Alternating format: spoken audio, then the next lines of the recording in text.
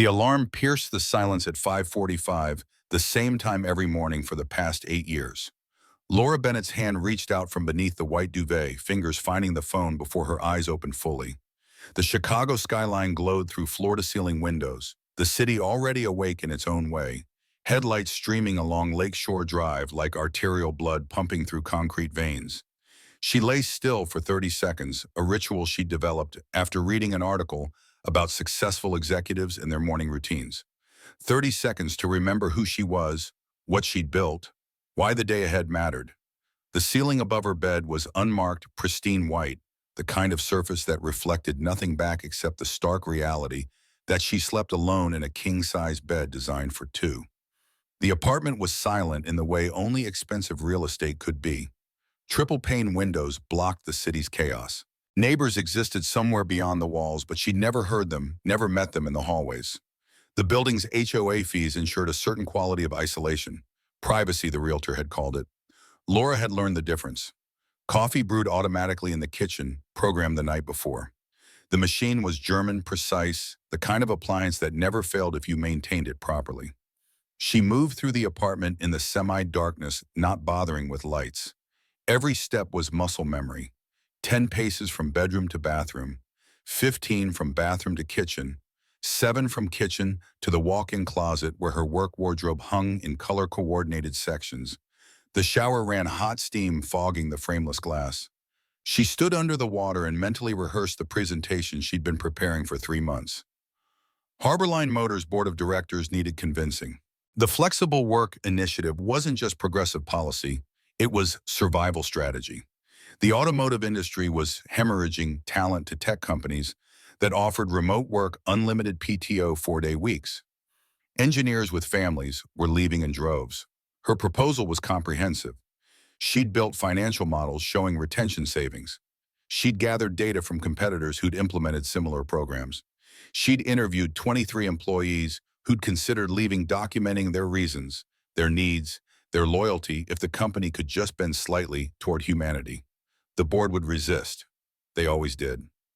Harold Pemberton, the 72-year-old CEO who still believed in punch cards and FaceTime, would argue tradition. Marcus Chen, the senior director who'd clawed his way up through 80-hour weeks in political maneuvering, would call it weakness. But she had the numbers. She had the logic. She had 3 division heads who'd privately committed their support. Laura toweled off and stood before the mirror, watching water droplets trace paths down her collarbone. She was 38, though people usually guess 33. Good genetics, disciplined skincare, a personal trainer who came to the building's gym at 6 every Monday, Wednesday, and Friday. Her body was an asset she maintained like everything else in her life, strategic and necessary. The closet offered choices she'd already made the night before. The navy Armani suit tailored to fit perfectly, the cream silk blouse that suggested both competence and approachability, the Louboutin heels she saved for important meetings, the ones that added 3 inches and made her eye level with most of the men in the boardroom. She dressed slowly, each garment a piece of armor.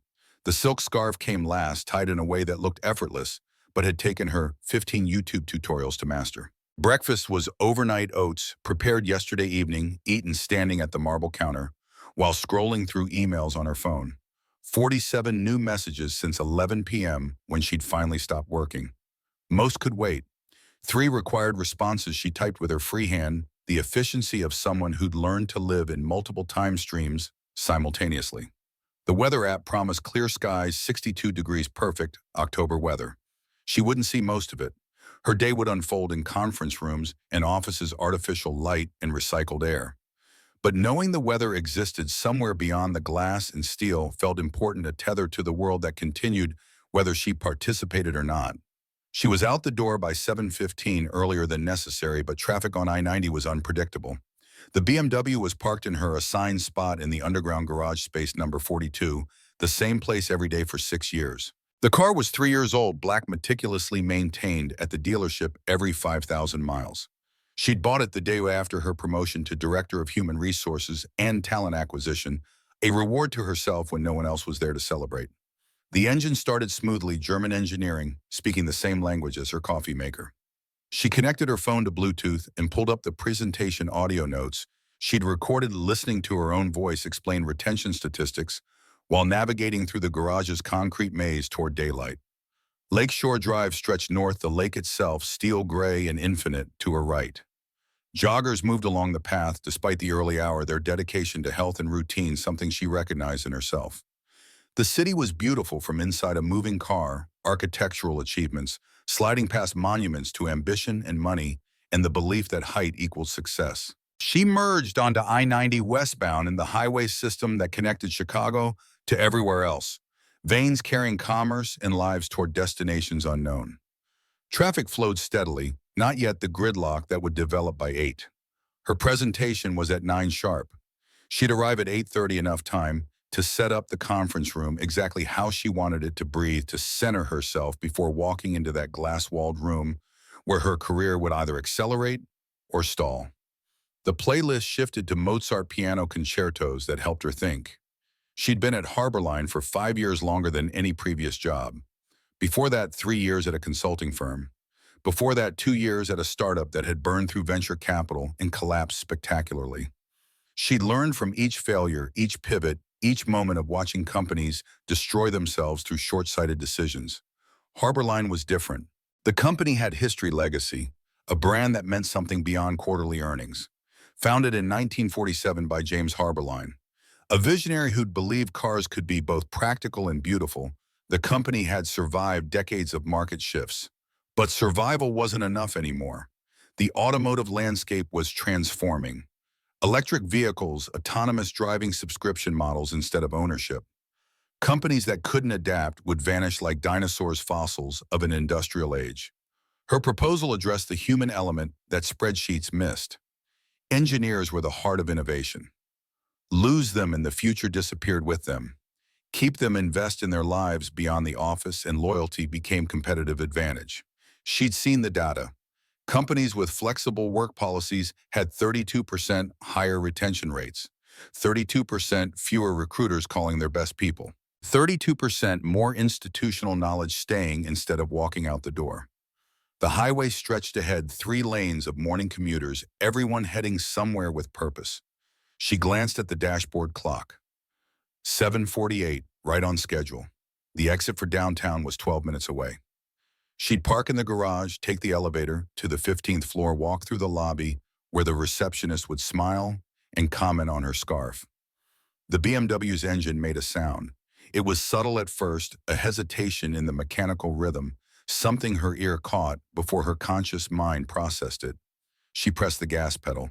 The car responded, but the sound repeated a slight stutter in the otherwise smooth acceleration. The temperature gauge was normal. The check engine light stayed dark. But something wasn't right. She knew her car the way musicians knew their instruments, every sound familiar, any deviation noticeable. This was deviation. Smoke began curling from beneath the hood. Not thick smoke, not yet, but visible tendrils that appeared at the edges of the closed hood, gray wisps that made other drivers start changing lanes around her. Laura's heart rate spiked. She checked her mirrors, signaling right, trying to move toward the shoulder while the car was still responding. The engine sputtered. More smoke now, definitely smoke enough that she could smell it through the ventilation system. The car was dying. She could feel it in the way the power was fading, the way the engine's responses were becoming sluggish, reluctant. She made it to the shoulder, the BMW rolling to a stop on the gravel-lined emergency lane while traffic roared past at 70 miles per hour. The engine gave one final shudder and stopped completely. Silence replaced the mechanical hum she'd stopped noticing years ago. The dashboard clock read 7:52. Her presentation was at 9 sharp. Laura sat motionless, hands still gripping the steering wheel, knuckles white against the leather. This couldn't be happening. Not today. Not this morning, when everything had been perfect, when she'd been ahead of schedule, when the biggest risk was supposed to be Pemberton's skepticism, not mechanical failure on the side of a highway. She pulled out her phone with trembling fingers, searching for roadside assistance. The call connected after 2 rings. A cheerful voice asked how they could help today. She explained her situation, her location, the smoke that had now stopped but had definitely been there. The operator sounded sympathetic, apologetic even, but the words that followed were devastating. The earliest a tow truck could reach her was 9:30, maybe 10, if traffic was bad. There were 3 other calls ahead of hers, and with morning rush hour starting, the response times were delayed. Laura's throat tightened. She thanked the operator and ended the call, staring at the phone screen where her calendar showed the board meeting in exactly 1 hour and 8 minutes. The meeting she'd been preparing for 3 months. The meeting that could define the next phase of her career. The meeting that was happening downtown 9 miles away while she sat stranded on the shoulder of I-90. She pulled up her assistant's contact, her finger hovering over the call button. What would she say? That she couldn't make it, that they should reschedule a meeting involving 12 board members, that the woman who'd built a career on reliability and preparation was defeated by a car that chose the worst possible moment to fail. The silk scarf felt tight around her neck. She loosened it, the fabric slipping through her fingers, the careful knot coming undone. The temperature inside the car was rising. She cracked the window and the sound of traffic rushed in, aggressive and indifferent. Hundreds of people streaming past, all of them getting where they needed to be. None of them stranded, none of them watching their carefully constructed morning dissolve into chaos. She opened her email thinking maybe she could send the presentation ahead, let someone else present. But who? The data was complex. The arguments required nuance. She'd spent weeks learning how to anticipate objections, how to pivot when challenged. No one else could deliver this the way she could. The initiative would die if she wasn't there to defend it.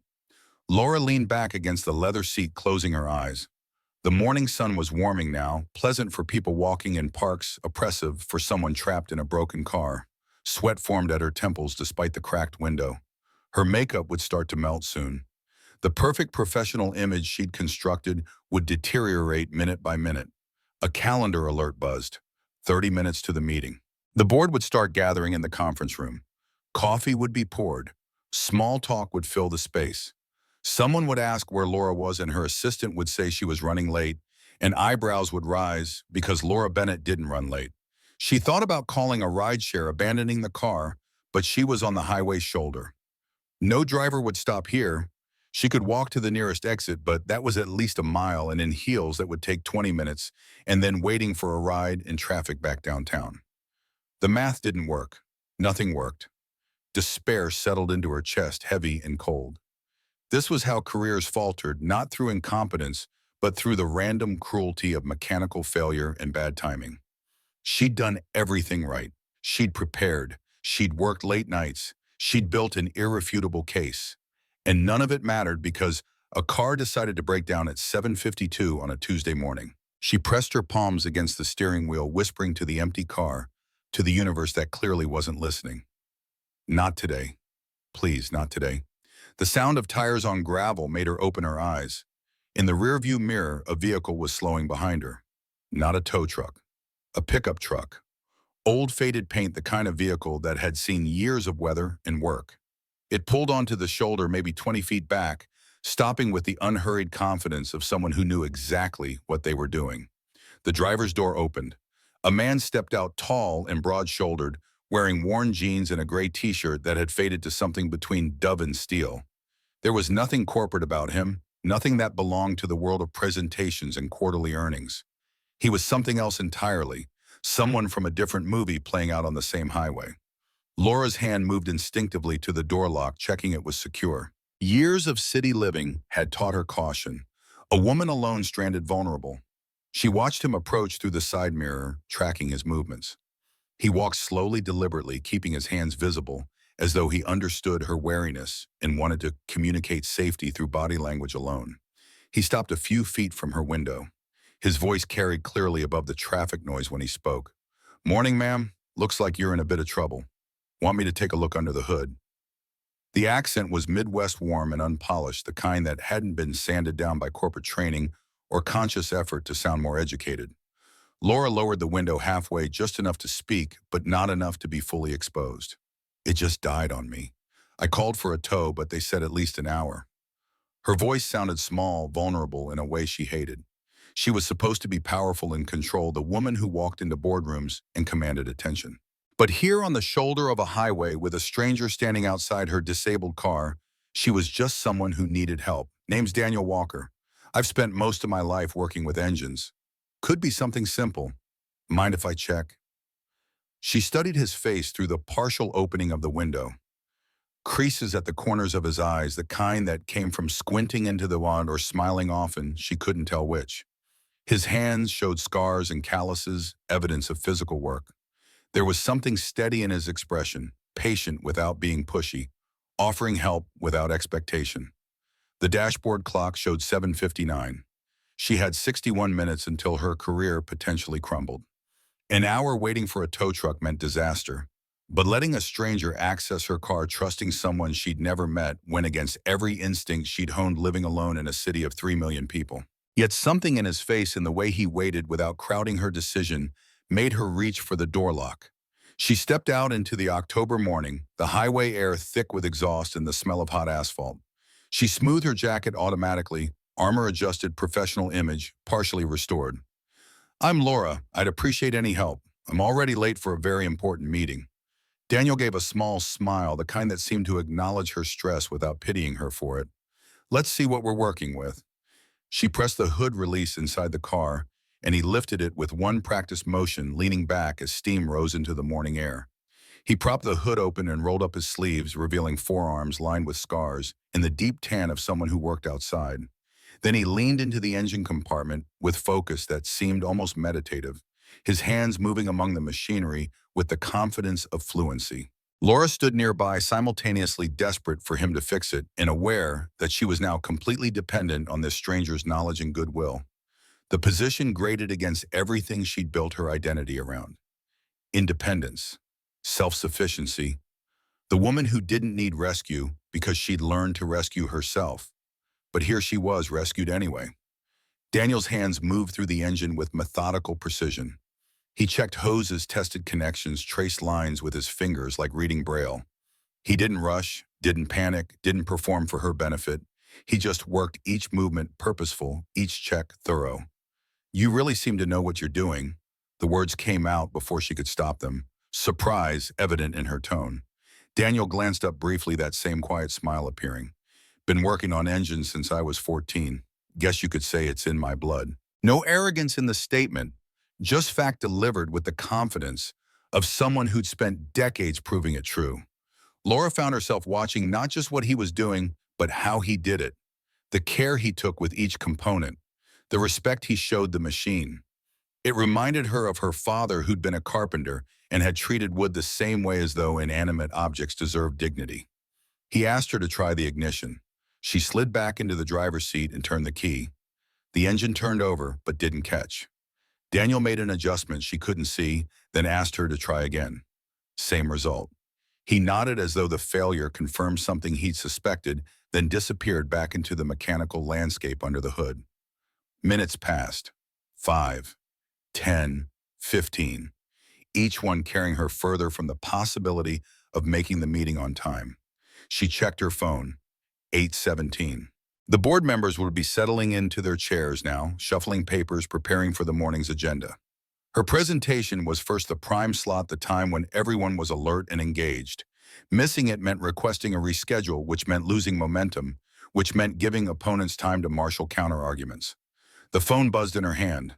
Her assistant's name appeared on the screen. She answered, voice carefully modulated to hide the panic. Her assistant's voice was concerned, questioning. The board was assembling. Should she prepare them for a delay? How long would Laura be? 20 minutes. Laura heard herself say a lie built on desperate hope. There was an issue with the car, but it was being handled. She'd be there shortly. Start without her if necessary. The confidence in her voice was pure performance muscle memory from 1,000 business calls where doubt couldn't show. The call ended. She had 20 minutes before her lie became obvious. 20 minutes for a miracle in the form of a stranger in worn jeans who seemed unhurried by her crisis. Daniel emerged from under the hood, wiping his hands on a rag pulled from his pocket. His expression was thoughtful, not discouraged, but not triumphant either. "Your radiator hose has a crack. The engine overheated and triggered the fail-safe. I can patch it temporarily, get you running, but you'll need a proper repair soon." How long for the patch? 30 minutes, maybe 40. It's delicate work. Laura's math was instantaneous and crushing. 40 minutes meant 8:50 at the earliest. Add travel time, downtown parking elevator, walk to the conference room. 9:10 at best. The meeting would be 20 minutes and discussions already underway, momentum already established. She'd be walking in late, disheveled, apologetic. Everything she'd built her reputation on would crack like that radiator hose. But 40 minutes was better than 90 waiting for a tow truck. And Daniel was here helping, asking nothing in return so far. She nodded, defeated and grateful simultaneously. Please, do what you can. He returned to the engine with his toolbox, a dented metal case that looked older than her car. Inside, tools were organized with the same care he showed the machinery. Everything had a place. Nothing was loose or random. The toolbox told a story about the man using it, about discipline and respect for craft. Laura stood on the shoulder watching traffic stream past each vehicle, a reminder of forward motion she wasn't experiencing. The morning sun climbed higher, beautiful and indifferent. The presentation materials were in her bag in the back seat, perfectly formatted, professionally printed, completely useless here on the side of I-90. She found herself studying Daniel as he worked, the way concentration lined his forehead, the way his lips moved slightly as though talking to the engine, explaining what he was doing, asking its cooperation. There was something almost intimate in how he touched the machinery, respectful rather than forceful, coaxing rather than commanding. Most of the mechanics she dealt with at the dealership were efficient but impersonal technicians following diagnostic protocols with computers and scanners. Daniel was different. He was having a conversation with metal and rubber and fluids, listening to what the car was telling him, responding with adjustments that looked improvised but clearly weren't. Time stretched and compressed strangely. Sometimes she checked her phone and only 3 minutes had passed when it felt like 15. Other times she'd lose herself watching his work and discover 10 minutes had vanished. The deadline approached with mathematical certainty, each minute a small death of her carefully constructed plan. 8:34, she was supposed to be setting up the conference room now. Instead, she was watching a stranger patch a radiator hose with materials from a toolbox that looked like it predated her career. 8:42. The meeting was starting. Pemberton would be opening with his standard remarks about Harborline's values and legacy. Marcus Chen would be checking his phone under the table, projecting boredom, establishing dominance through visible disinterest. 8:51. Her slot had passed. Someone else was presenting now, or they'd moved on to other business, her absence creating a hole in the agenda, her reputation damaged with each passing minute. Daniel straightened, rolling his shoulders, lowering the hood with a decisive click. All right, give it a try now. Laura slid into the driver's seat, aware that her suit was rumpled, now her makeup probably deteriorating in the morning heat, her scarf hanging loose around her shoulders. She turned the key, holding her breath, waiting for the universe to deliver one piece of good news in this catastrophic morning. The engine roared to life. Not just started, but sounded strong, steady, better than it had in weeks. Relief hit her so hard it almost felt like laughter bubbling up from somewhere desperate and exhausted. She stepped out quickly, her heels crunching on gravel, gratitude spilling out uncontained. You saved me. I don't even know how to thank you. She reached for her purse, pulling out her wallet with quick, purposeful hands. Money was a language she understood, a transaction that made sense of this encounter. She could quantify help in dollars, make this interaction rational and businesslike. Please, let me pay you for your time. At least, let me cover something. She held out a stack of bills, crisp hundreds, from the ATM, the gesture firm, almost pleading. But Daniel shook his head, raising his palm with quiet finality. No need. I'm just glad I could help. Laura blinked, caught off guard. In her world, nothing happened without exchange. Favors implied debt. Help carried expectations. The corporate ecosystem ran on transactions disguised as relationships, strategic alliances masquerading as friendships. But this man had spent nearly an hour fixing her car and was refusing payment. Her hand faltered, the bills still extended between them. But you've saved me hours of chaos, maybe even my career. It's the least I can do. For the first time, Daniel's expression shifted into something almost playful. He glanced at his wristwatch, old, and scratched the kind that wound manually and probably lost 2 minutes a day. Well, I haven't had breakfast yet, and I need to pick up my daughter soon. Truth is, I'm a little hungry. Laura paused, her mind racing through options. Food. He wanted food. She remembered the sandwich she'd packed the night before, part of her Sunday meal prep routine. Turkey and avocado on thick artisan bread from the bakery near her apartment, the kind that cost $12 and came wrapped in parchment paper like a gift. She pulled it from her bag, holding it out almost shyly. It's not much, but it's fresh. Would you take this? At least Daniel looked at the sandwich as though she'd offered him something far more valuable. He accepted it carefully, almost reverently, holding it with both hands. His eyes met hers, and there was something in his expression that made her chest tighten. Gratitude, yes, but also something deeper. Recognition, maybe. Or respect for the gesture itself, the offering of her lunch, the only thing she had to give that he'd accept. That is more than enough. The words carried weight beyond their simplicity. Laura felt something shift in that moment, something she couldn't name but recognized as significant. This wasn't just a transaction concluded. This was something else, something that felt like a beginning rather than an ending. Daniel tucked the sandwich carefully into his truck, then returned with a business card holder, offering her one of his own. She glanced at it. Plain white card, slightly worn with his name and phone number. No company, no logo. Just Daniel J. Walker in 10 digits. She pulled one of her own cards from her wallet, embossed elegant Director of Human Resources and Talent Acquisition, printed below her name, Harborline Motors logo prominent at the top.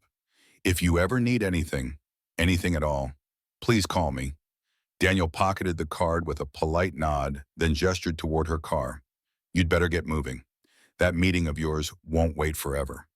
His tone wasn't teasing, but it carried warmth that made Laura smile despite her frayed nerves. She thanked him again, climbed back into her BMW, and merged carefully onto the highway.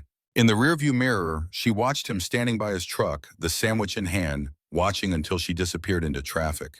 The drive downtown was a blur of lane changes and aggressive acceleration. She called her assistant from the car, explaining she was 15 minutes away, asking what she'd missed. The assistant's relief was audible. They'd moved her presentation to the end of the agenda. The board had waited, though Pemberton had grumbled about punctuality. She still had her slot, barely. Laura parked in the garage at 9:37, took the elevator to the 15th floor, power walked through the lobby, ignoring the receptionist's greeting. The conference room was visible through glass walls, 12 people around the table, discussion in progress, heads turning as she approached.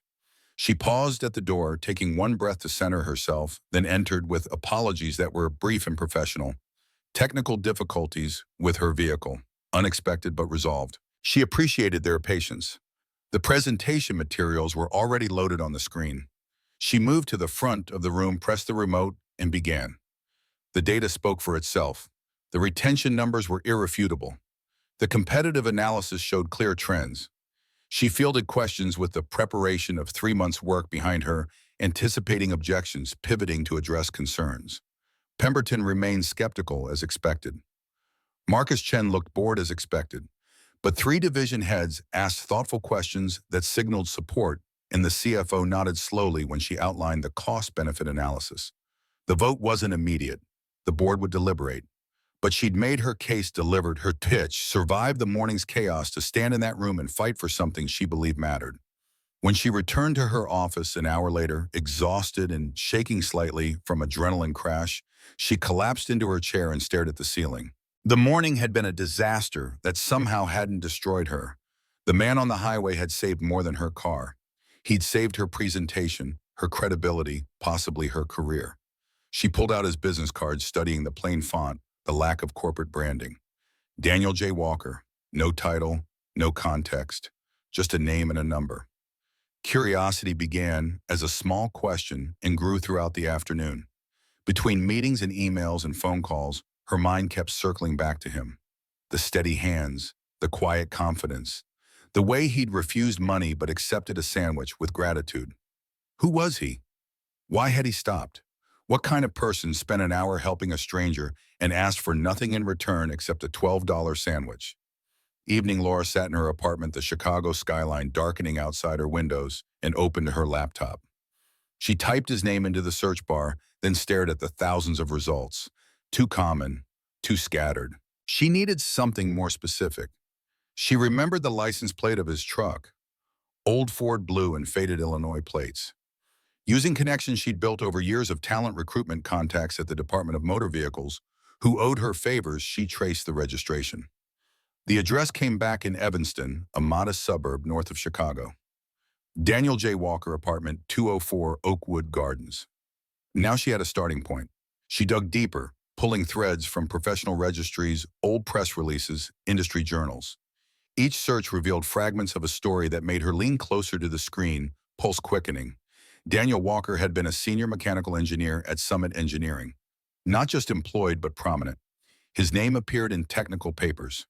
Patents attributed to him dealt with battery efficiency and thermal management systems. Trade magazines had quoted him. Conference panels had featured him. He'd been someone a rising star in an industry that devoured talent and spit out mediocrity. And then 3 years ago, the trail stopped. His name vanished from company directories, from publication authorship, from conference rosters. Laura frowned, clicking through pages, searching for explanation. Layoff scandal. Nothing appeared in the official records, just absence where presence had been. A local news archive provided the answer. She found the article in the Evanston Review, a small story tucked between obituaries and community events. The headline was, "Matter-of-fact local engineer leaves Summit to care for daughter after losing wife to cancer." Laura's hand moved to her mouth, covering it as she read. Daniel Walker's wife, Anna, had died of pancreatic cancer after a 6-month battle. She'd been 34.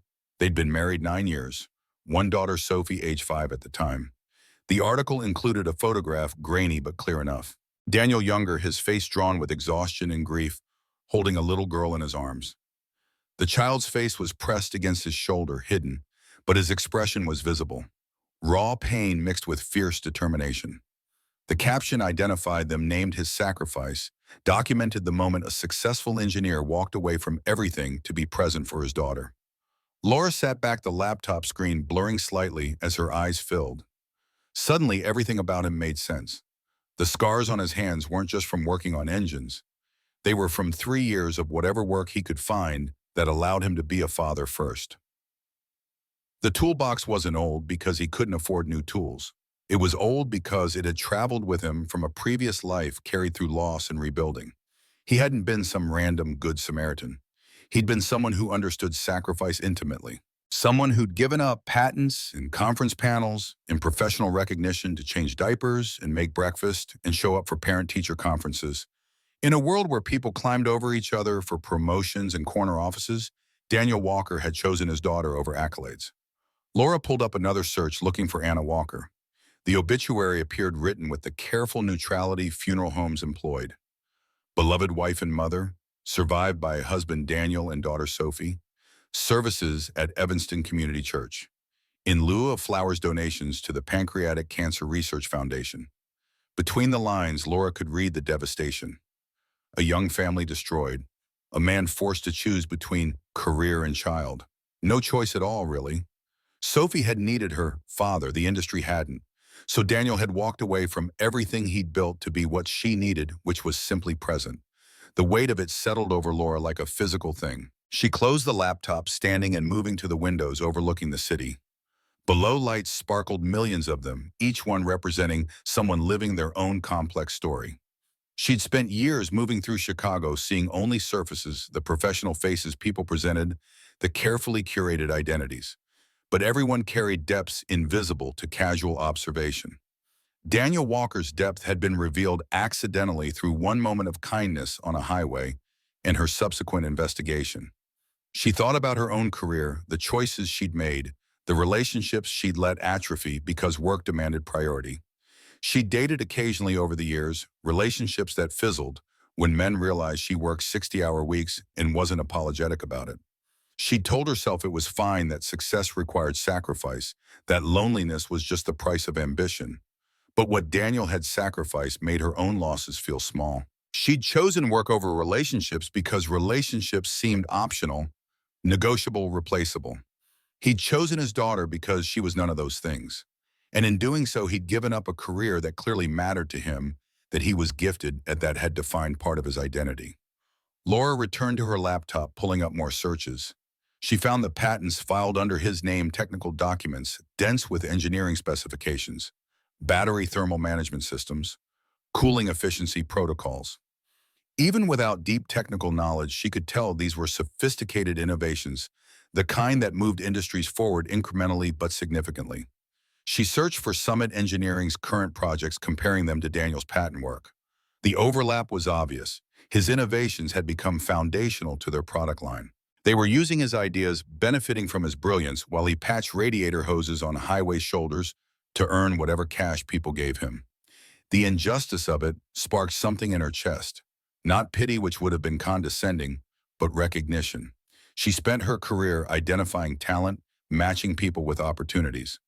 Daniel Walker was exceptional talent being wasted because circumstances had forced him out of the ecosystem that should have valued him.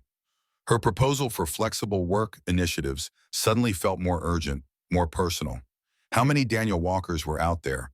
How many brilliant people had walked away from careers because companies demanded impossible choices? How many innovations were lost because the industry couldn't bend toward humanity? She picked up her phone, staring at his business card still sitting on her desk. The number looked back at her 10 digits, separating her from a decision she wasn't sure was professional or personal, or some mixture of both. Harborline Motors needed engineers like Daniel Walker.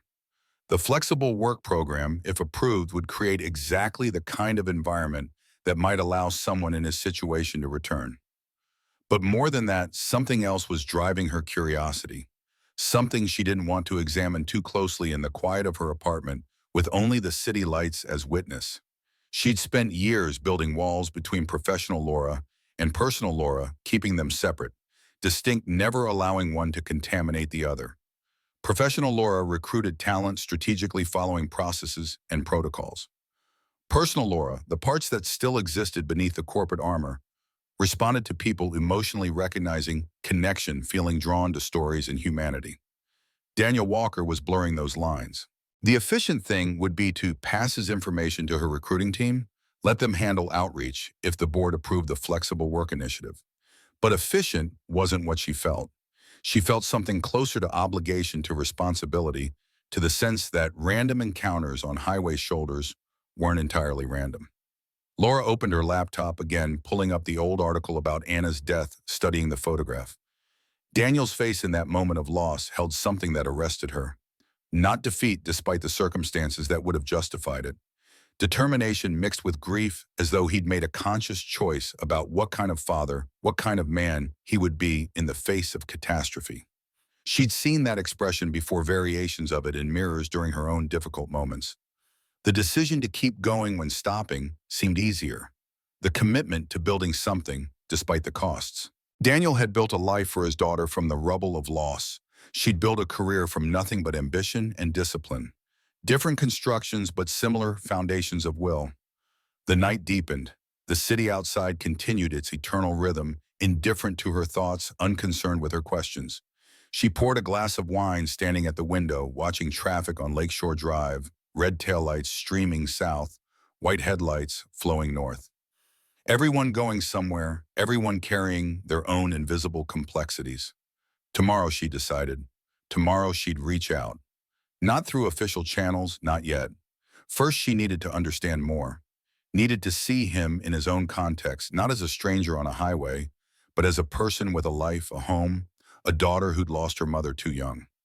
Professional Laura would have called it due diligence, research before recruitment. Personal Laura knew it was something else, something that felt like crossing a boundary she'd maintained for years. She finished the wine, set the glass in the sink, moved through her evening routine with the same discipline that structured her mornings. But as she lay in the king-size bed designed for two, staring at the unmarked ceiling, her mind wouldn't settle. Daniel Walker had stopped for her, a stranger asking nothing in return. Now she was going to stop for him, though she wasn't entirely sure what she was offering or why it felt so necessary. Sleep came eventually, restless and full of dreams about highways and broken engines and the gap between the lives people showed the world and the ones they lived when no one was watching. The next morning began with the same alarm, the same routine, the same coffee brewing automatically. But something had shifted. Laura moved through her apartment with different energy, purposeful rather than mechanical. She dressed in business casual rather than formal, consciously choosing approachability over armor. The drive north toward Evanston felt deliberate, a mission rather than a commute.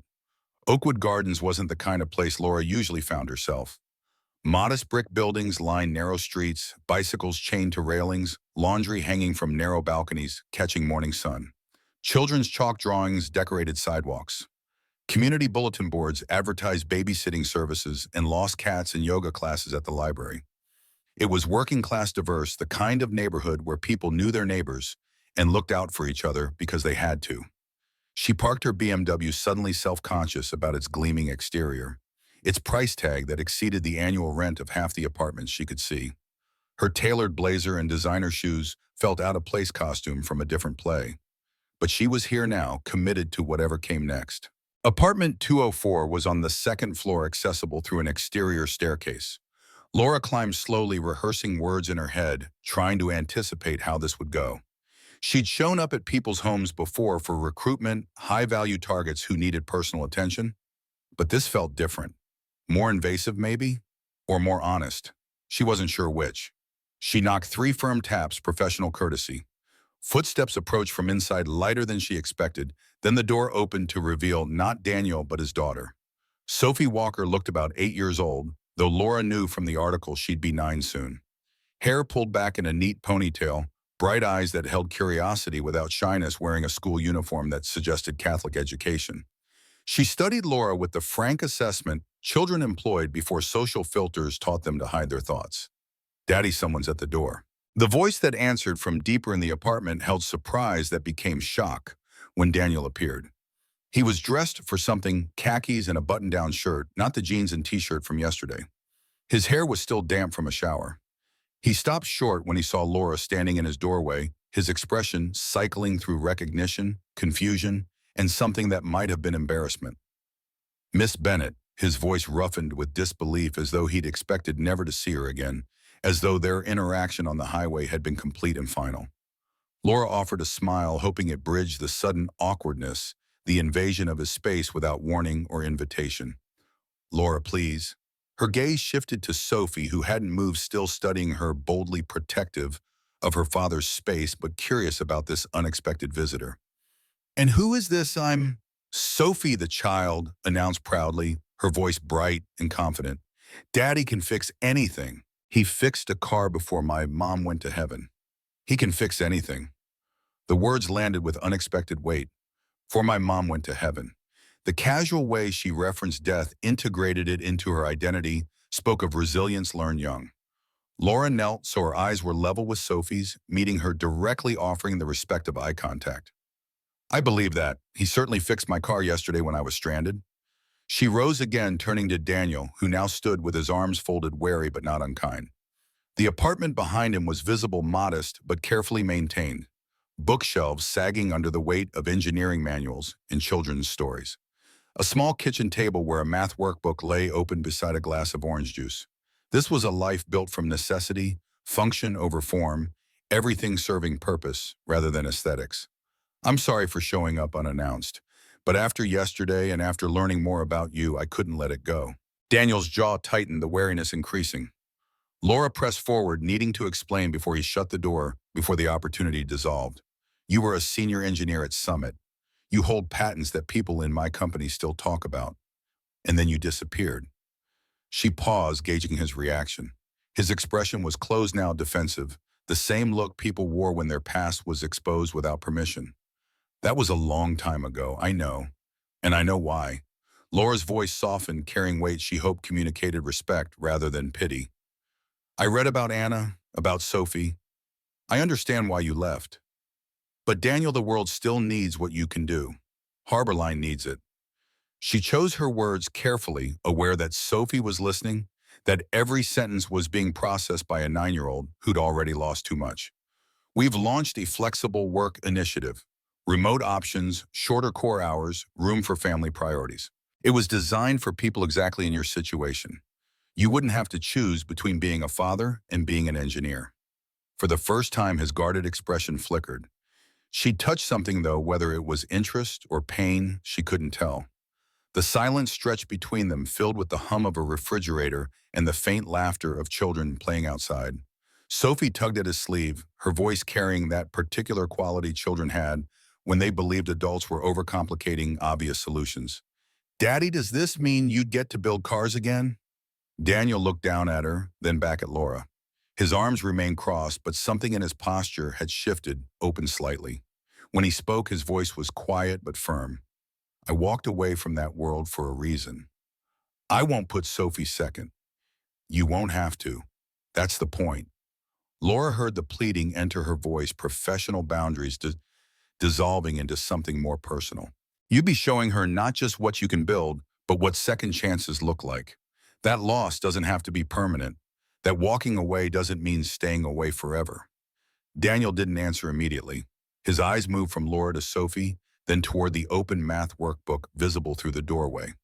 She could see him calculating, weighing the same analytical mind that had designed battery systems now applied to life decisions with far more complex variables.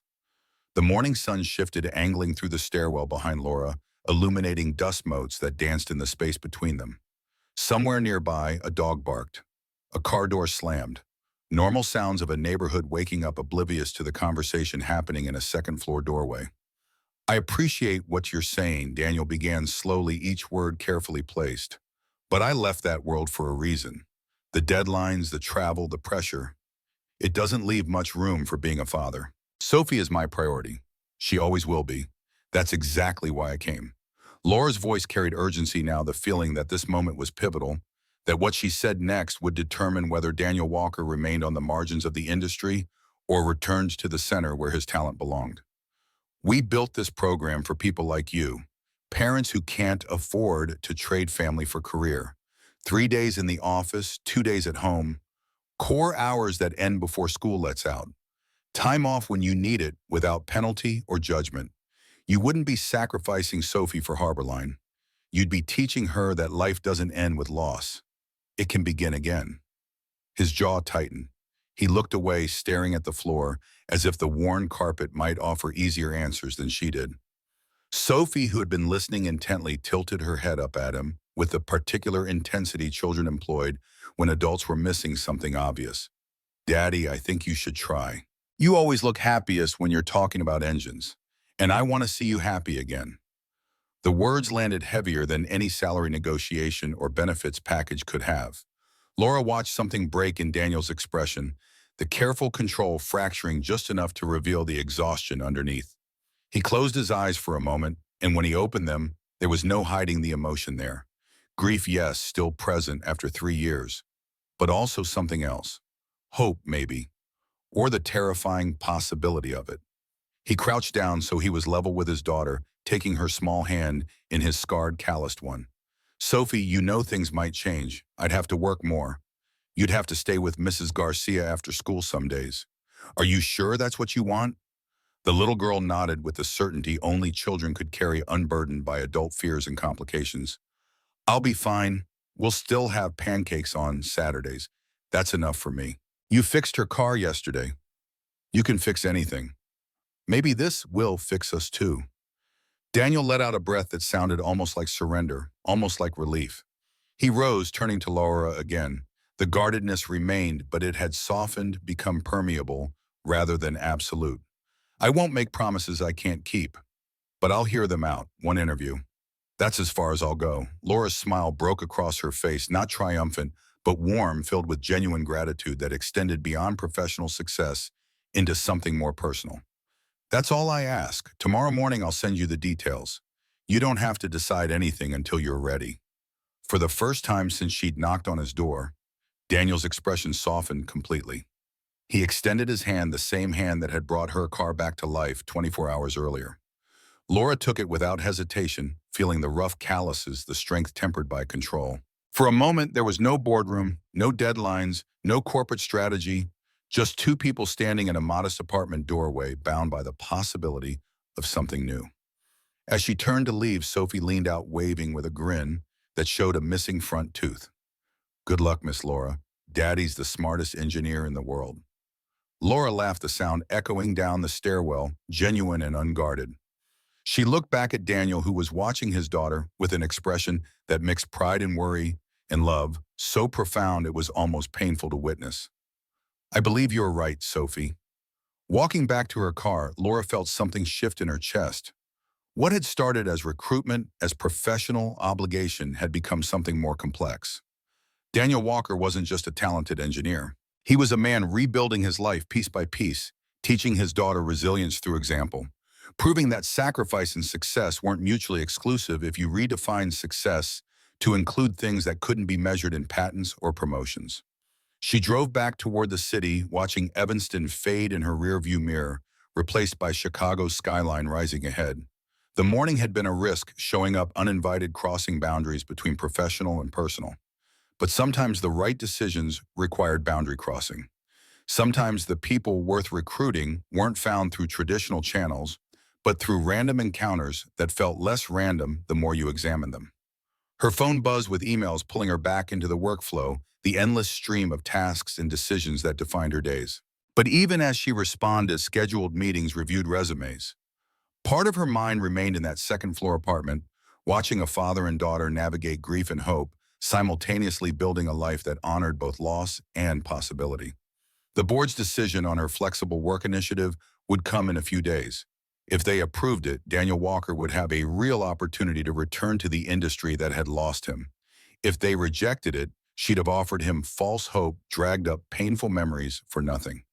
The uncertainty sat heavy in her chest, accountability that extended beyond professional stakes into personal ones.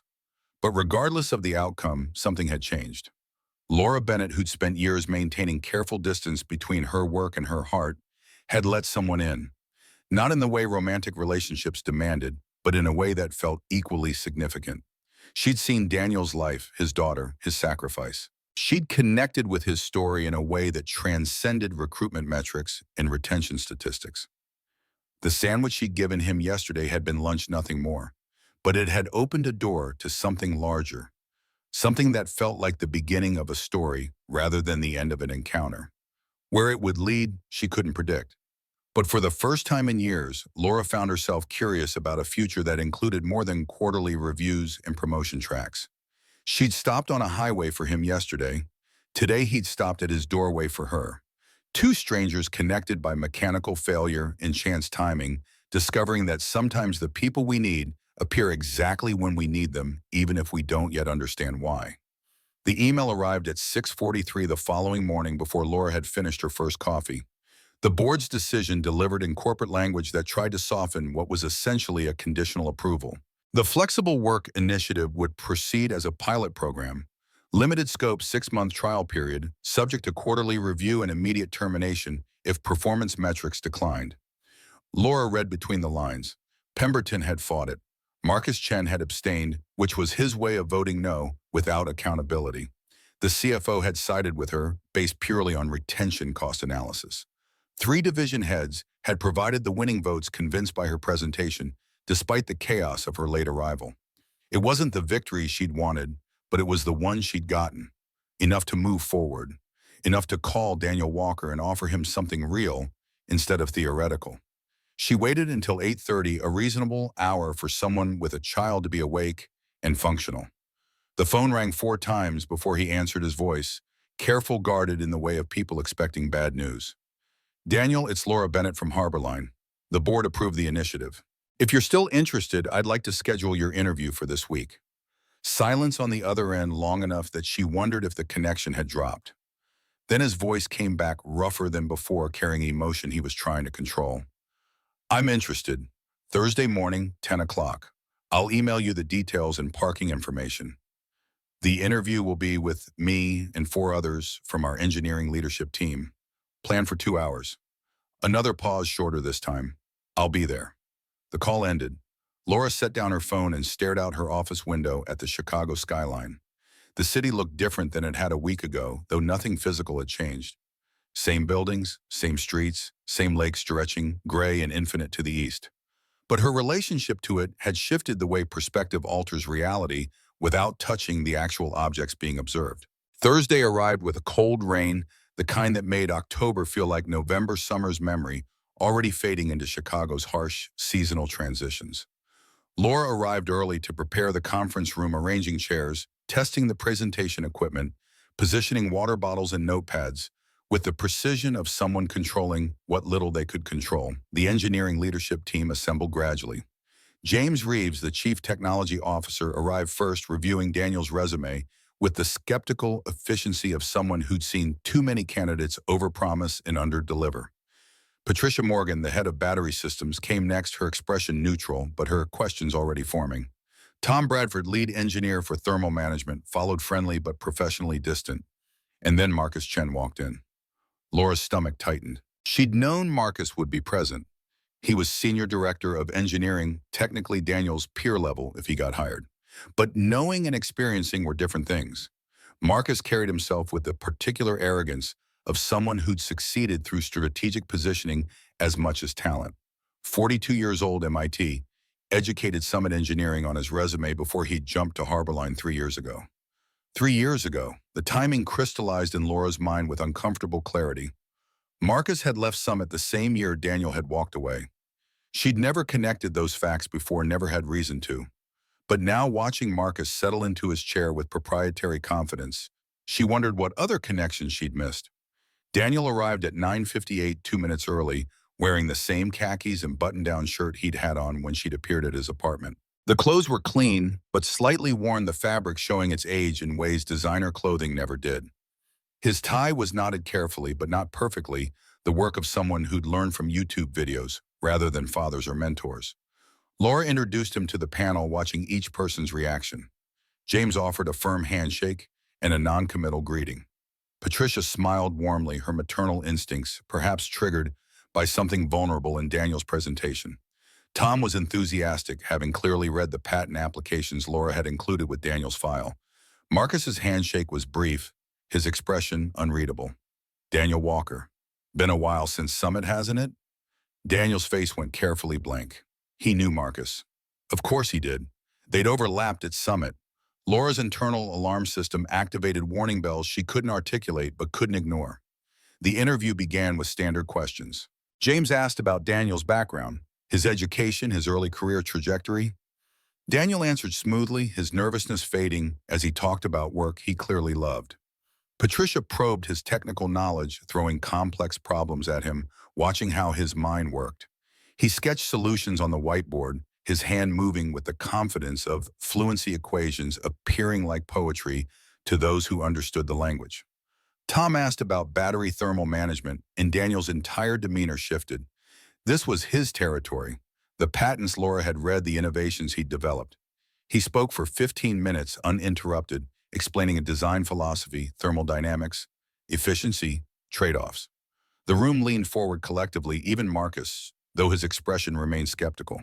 Then Marcus spoke, his voice cutting through Daniel's explanation. These concepts are interesting, but they're not new. Summit's been using similar approaches for years. What would you bring to Harborline that's actually innovative? The question was designed to wound, and it landed. Daniel paused mid-sentence, his marker hovering over the whiteboard. Laura saw his jaw tighten, saw the flash of anger he suppressed quickly. When he responded, his voice was controlled, but carried an edge. Summit's using those approaches because I developed them. The patents are public record. My name is on them. What I'd bring to Harborline is the ability to push those concepts further than Summit's been willing to go. Marcus leaned back, a small smile playing at his lips. Patents are one thing, implementation is another. Have you actually built anything recently, or has it been all theoretical for the past few years? The silence that followed was excruciating. Laura watched Daniel's hand lower slowly, the marker capped his body language, shifting from open to defensive. This was the question he'd been dreading, the gap in his resume that no explanation could fully address. I've been focused on other priorities, but my understanding of the fundamentals hasn't changed. Engineering principles don't expire. Marcus's expression suggested disagreement, but James intervened before the exchange could escalate further. Let's move on. Daniel, walk us through how you'd approach our current challenge with battery overheating in the new sedan platform. The interview continued for another 90 minutes. Daniel performed well despite Marcus's periodic skepticism, answering technical questions with precision, demonstrating problem-solving approaches that impressed Patricia and Tom. But the damage from Marcus's challenge lingered, a crack in the foundation that everyone could see but no one acknowledged directly. When Daniel left, promising to wait for their decision, the panel remained seated. Laura facilitated the discussion, trying to remain neutral, while internally advocating for the outcome she wanted. Patricia spoke first, her assessment positive. He's brilliant. Rusty maybe, but the core talent is obvious. With the right support, he'd be an asset. Tom agreed enthusiastically. Those patents alone prove his capability. We'd be getting someone who thinks differently than our current team. James was more measured. He's talented, no question. But there's risk. 3 years out of the industry is significant. We'd need to invest time bringing him up to speed on current technologies and methodologies. Marcus waited until everyone else had spoken before delivering his verdict. I worked with Daniel at Summit. He's smart, I won't deny that. But he's also someone who walked away when things got difficult. What happens when he faces pressure here? What happens when his daughter gets sick and we're on a deadline? We can't build a team around people who might disappear when we need them most. The words landed like a verdict. Laura felt anger rise in her chest, hot and immediate. Marcus was framing abandonment, what had actually been sacrifice, weaponizing Daniel's grief and loss against him. But she couldn't defend him too vigorously without revealing her personal investment, without compromising her professional objectivity. He walked away because his wife died and his daughter needed him. That's not weakness, Marcus. That's being human. Her voice came out harder than intended. Marcus raised an eyebrow, his expression suggesting he'd noticed her emotional response and filed it away for future use. I'm not questioning his humanity. I'm questioning his reliability under pressure. Two different things. James looked between them, sensing undercurrents he didn't fully understand. Laura, what's your recommendation? You've spent the most time with him. She chose her words carefully, aware that Marcus was analyzing every syllable. I believe Daniel Walker represents exactly the kind of talent we designed the Flexible Work Initiative to attract. Brilliant people who've been forced out by rigid corporate structures. Yes, there's risk, but there's also potential for significant return. My recommendation is we make him an offer standard probationary period with clear performance expectations. If he succeeds, we've gained an exceptional engineer. If he fails, we terminate within the trial period. Patricia nodded agreement. Tom did the same. James looked thoughtful, doing calculations Laura couldn't see. Marcus remained expressionless, which was his own form of opposition. I'll take your recommendations to Pemberton. Decision by Monday. The meeting adjourned. Laura returned to her office feeling exhausted and anxious, the success of the interview overshadowed by Marcus's hostility. She'd underestimated him, failed to anticipate that Daniel's past might include complicated relationships with current Harborline employees. That oversight could prove costly. Monday's email was brief. Daniel Walker would receive an offer, senior engineer position, flexible work arrangement, 3 days in office, 2 remote 6-month probationary period. Salary was competitive, benefits. Standard start date in 2 weeks. Laura called him personally to deliver the news. His relief was audible through the phone, his voice breaking slightly when he thanked her. She heard Sophie in the background asking questions, her excitement contagious even secondhand. For a moment, the professional distance collapsed entirely, and Laura allowed herself to share their joy without filters or corporate restraint. The 2 weeks before Daniel's start date passed in a blur of preparation. Laura coordinated with facilities to set up his workspace, ordered equipment, scheduled orientation sessions. She found herself going beyond standard onboarding protocols, adding touches that weren't required but felt necessary. A second monitor without him asking. Ergonomic chair adjusted to his probable height. A framed photo of Sophie she'd commissioned from the picture in the newspaper article, printed and matted professionally. That last item made her pause. It crossed a line from professional courtesy into personal territory. But she left it on his desk anyway, wrapped in tissue paper, a welcome gift that acknowledged the whole person he was bringing to work, not just his engineering expertise. Daniel's first day arrived with autumn sunshine, crisp and clear. Laura met him in the lobby, walking him through security procedures, introducing him to people they encountered. He was nervous, she could tell, his responses slightly too formal, his handshake slightly too firm. But underneath the anxiety was excitement. The light in his eyes when they entered the engineering floor, the way his gaze moved across workstations and whiteboards covered in equations and diagrams. His desk was in an open section near Patricia's team, a window nearby, offering views of downtown Chicago. He set down his bag, slowly taking in the space, running his hand across the desk surface as though confirming its reality. Then he noticed the wrapped frame, glanced at Laura with questioning eyes. Just something to help it feel like yours. He unwrapped it carefully, and whatever careful emotional control he'd maintained collapsed when he saw Sophie's face smiling back at him. His hand moved to his mouth, covering it, his eyes blinking rapidly. He didn't speak for a long moment, and Laura felt her own throat tighten in response. Thank you. He finally managed his voice barely above a whisper. This means more than you know.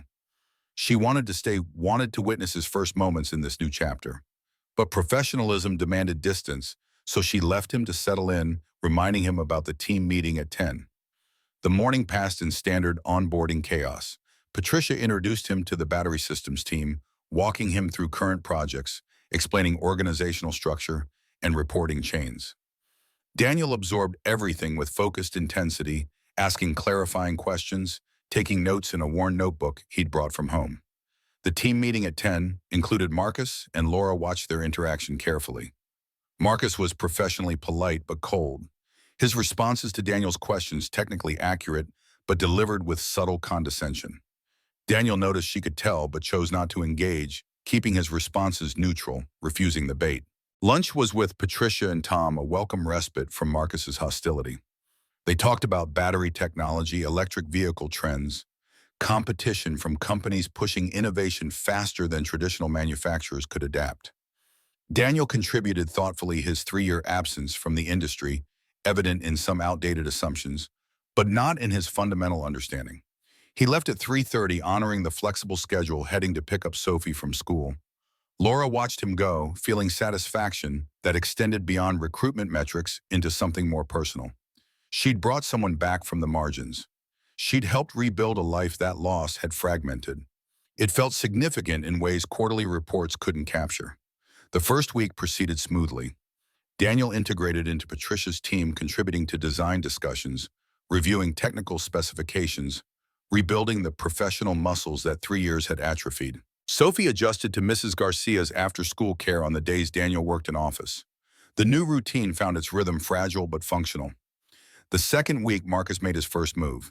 It was subtle, the kind of sabotage that looked like accident or oversight rather than malice. Design specifications Daniel had submitted for review disappeared from the shared server. An email chain about a critical deadline somehow excluded him. A meeting invitation went to the whole team except his calendar. Daniel mentioned the issues to Patricia, who dismissed them as standard chaos of a large organization. Systems glitched, emails got lost, calendar invitations failed. It happened.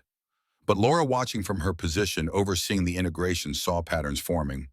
The errors always seemed to impact Daniel specifically, always at moments that would maximize disruption.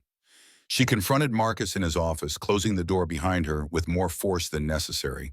Daniel's been experiencing unusual technical difficulties. Missing files excluded communications. Any idea why Marcus looked up from his computer, expression bland? Harborline's systems aren't perfect. We all deal with glitches. Maybe he's just not familiar enough with our platforms yet. The reasonable explanation delivered with reasonable tone that was nevertheless completely unreasonable given the pattern. Laura held his gaze, letting silence communicate what direct accusation couldn't. He's on probation. Any failure during these 6 months could cost him this opportunity. I'd hate to think someone was engineering those failures deliberately. Marcus leaned back, a small smile appearing. Laura, I understand you've invested personally in Daniel's success, but you need to be careful. Advocacy is one thing, favoritism is another. People are already talking about how much attention you're giving this particular new hire. The implied threat was clear. Step back or face questions about professional boundaries and appropriate conduct. Laura felt fury rise but forced it down, recognizing the trap. Defending Daniel too aggressively would prove Marcus's point, give weight to accusations that her involvement wasn't purely professional. I give attention to all talent I recruit. Daniel's probation will be evaluated on his actual performance, not on technical glitches. She left before Marcus could respond, feeling the encounter's aftermath like physical residue, toxic and lingering. He was more dangerous than she'd anticipated, willing to play games that put Daniel's career at risk to prove whatever point he was making about reliability or loyalty or corporate hierarchy. Week 3 brought the first major project assignment. Patricia gathered the battery systems team to announce that Harborline's new electric sedan platform was experiencing thermal management problems. The battery packs were overheating during fast charging, reducing efficiency, and potentially creating safety hazards. Engineering had 60 days to solve it before production timelines were impacted. This is our priority for the next 2 months. Everything else gets backburnered until we have a solution. Patricia's voice carried the weight of executive pressure filtering Sheen through organizational layers. Fail this, and consequences would follow.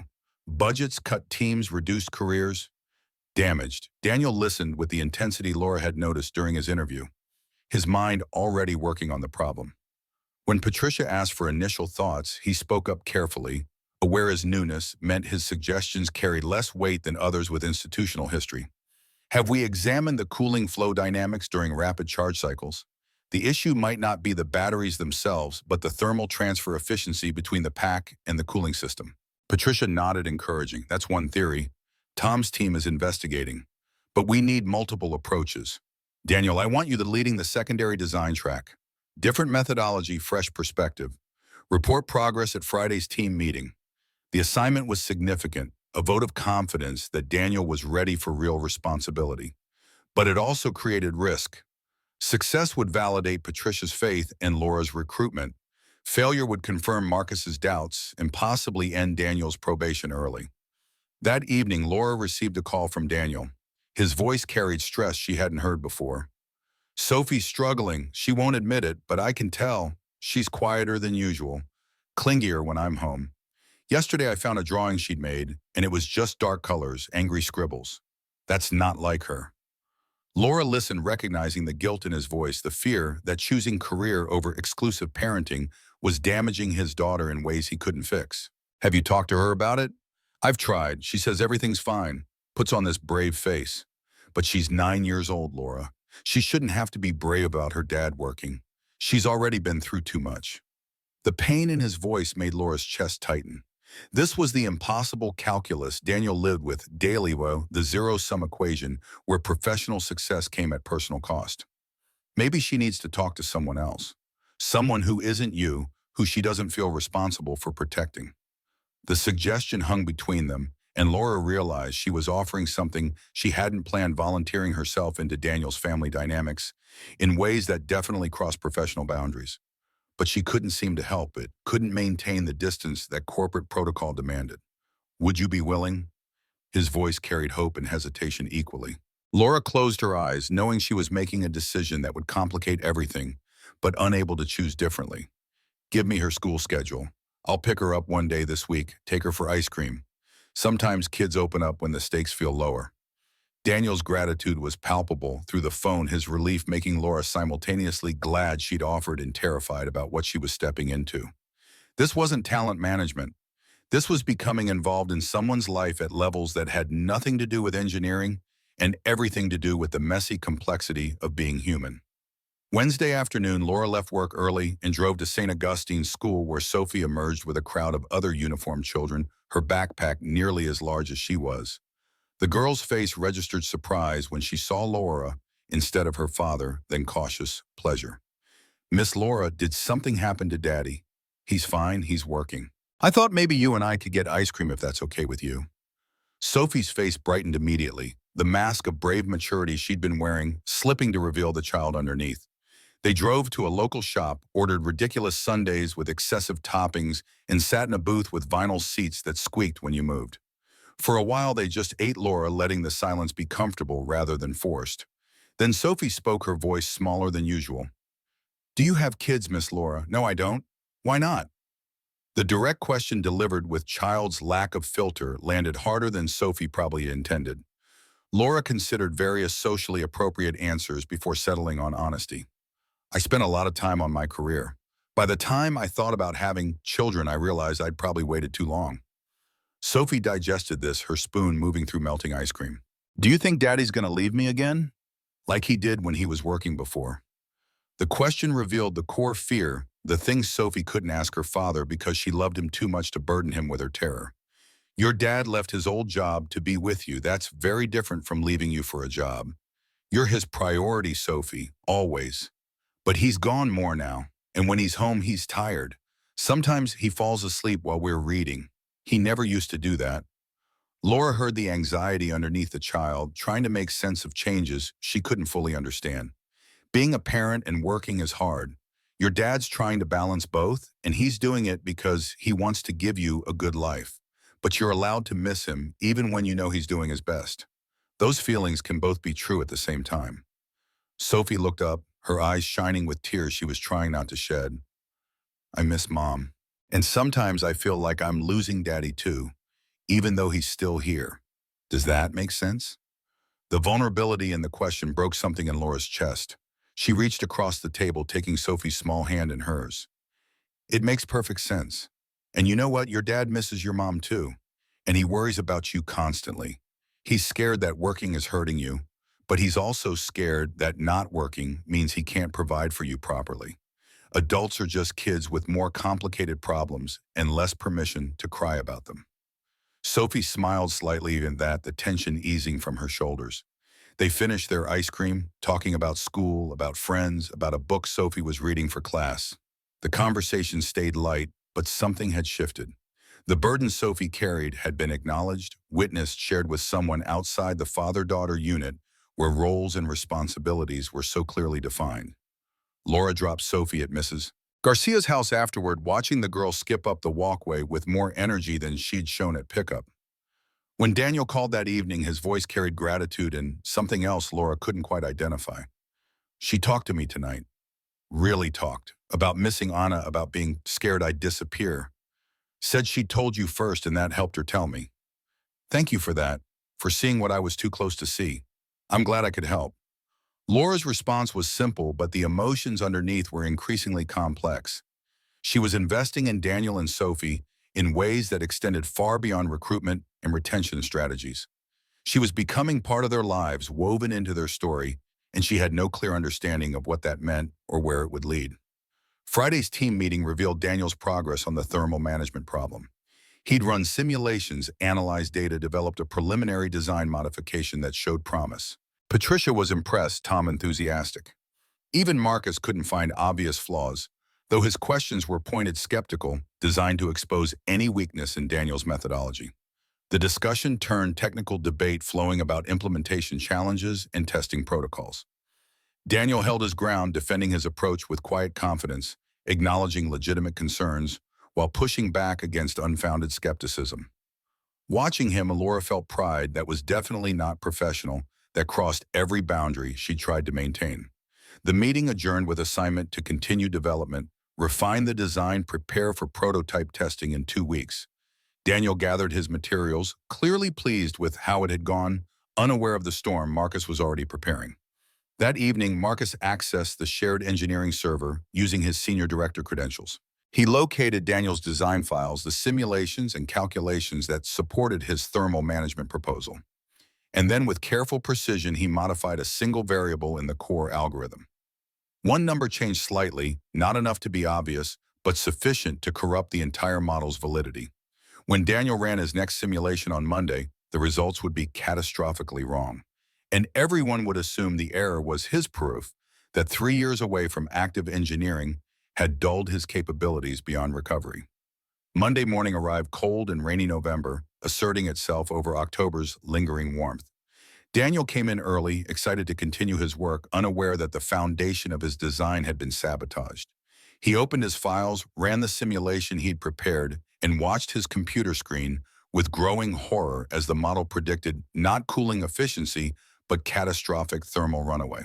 He checked his calculations, searching for his error, convinced he'd made some fundamental mistake. The math had been correct Friday.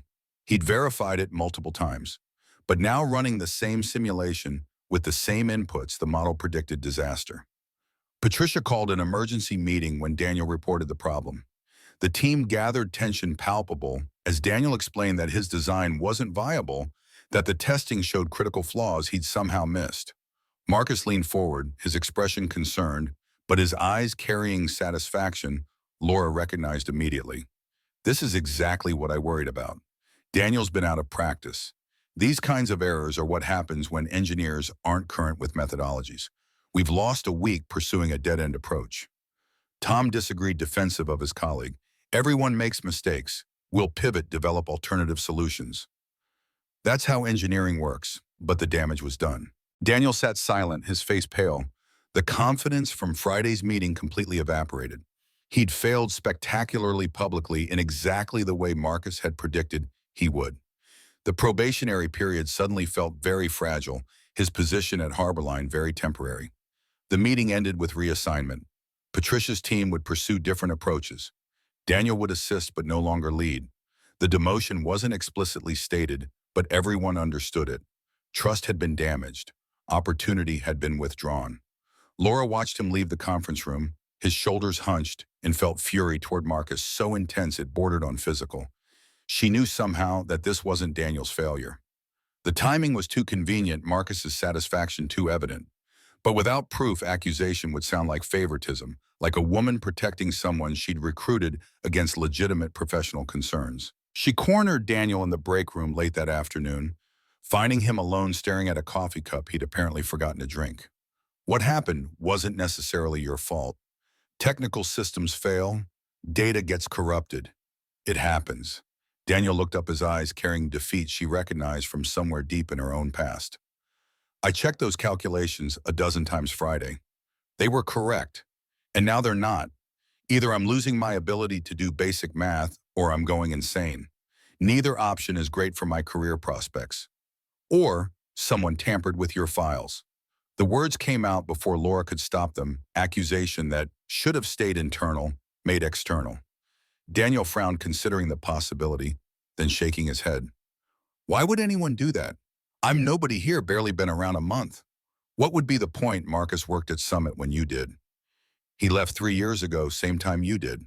What was your relationship with him there? Daniel's expression shifted, memory clearly surfacing, unpleasant and complicated. Marcus was in my department, ambitious, competitive, always looking for ways to move up. He proposed a battery design modification that I helped develop. But when it came time for the patent application, my name wasn't included. He'd presented it to management as entirely his work. I confronted him and things got ugly. Human resources got involved. Eventually he left for another position, and I thought that was the end of it. Laura's suspicions crystallized into certainty. Marcus hadn't just sabotaged Daniel's work.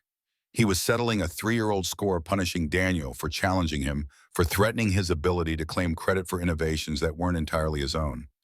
I need you to trust me. Don't respond to what happened today with anything except continued professionalism. Keep working, keep contributing, act as though nothing's wrong. Can you do that? Daniel studied her face, clearly confused, but seeing something in her expression that convinced him she had a plan. I can try. That evening, Laura sat in her apartment, laptop open, reviewing server access logs she'd obtained through her administrative credentials. The records were detailed, showing every file accessed, every modification made, timestamps and user identifications, creating a digital paper trail of server activity. She found it at 11:47 p.m. Friday night. Marcus Chen's login, accessing Daniel's project directory, opening the core simulation file, was shaded in it for 7 minutes, then logging out. Nothing unusual if you weren't looking for it, but combined with the context, it was damning evidence of sabotage. Laura saved the logs, backed them up in 3 separate locations, then sat staring at her screen, trying to decide what to do with the information. Exposing Marcus would clear Daniel, but it would also reveal how deeply invested she'd become in protecting him. The favoritism accusation Marcus had made would gain weight, her professional judgment questioned. But letting Marcus's sabotage stand meant Daniel would continue being undermined. His probation period jeopardized his return to engineering, potentially destroyed. The choice was between her reputation and Daniel's career, and when framed that way, there was really no choice at all. Before she could execute her plan, Sophie got sick. Daniel's text message arrived at 6:30 a.m. Tuesday morning. Sophie had woken with a fever 103.2, and she was complaining that her throat hurt, that swallowing felt like knives. Mrs. Garcia couldn't take her. The urgent care wouldn't open until 8, and Daniel had a mandatory project review meeting at 9, where his continued presence at Harborline would likely be evaluated. Laura stared at the message, reading the panic between the words, the impossible position Daniel found himself in. Choose his daughter and risk losing the job that provided her health insurance and financial stability. Choose the bro and then leave a sick 9-year-old alone, betraying everything he had rebuilt his life around. She called him, her voice steady. Take Sophie to urgent care. I'll handle the meeting. Do not worry about work. Your daughter needs you. Laura, I can't miss this. Patricia made it clear this review is critical. After what happened with the simulation, I said I'll handle it. Trust me. The call ended. Laura dressed quickly, drove to Harbor Line through early morning traffic, arrived at 7:45 with an hour to prepare. She reviewed Daniel's notes, his design documentation, everything he had been working on since the simulation failure. And as she read, she began to see what he'd been too close to recognize. The error in his simulation wasn't random. It was specific, targeted, designed to make his solution look catastrophically wrong when it was actually essentially correct.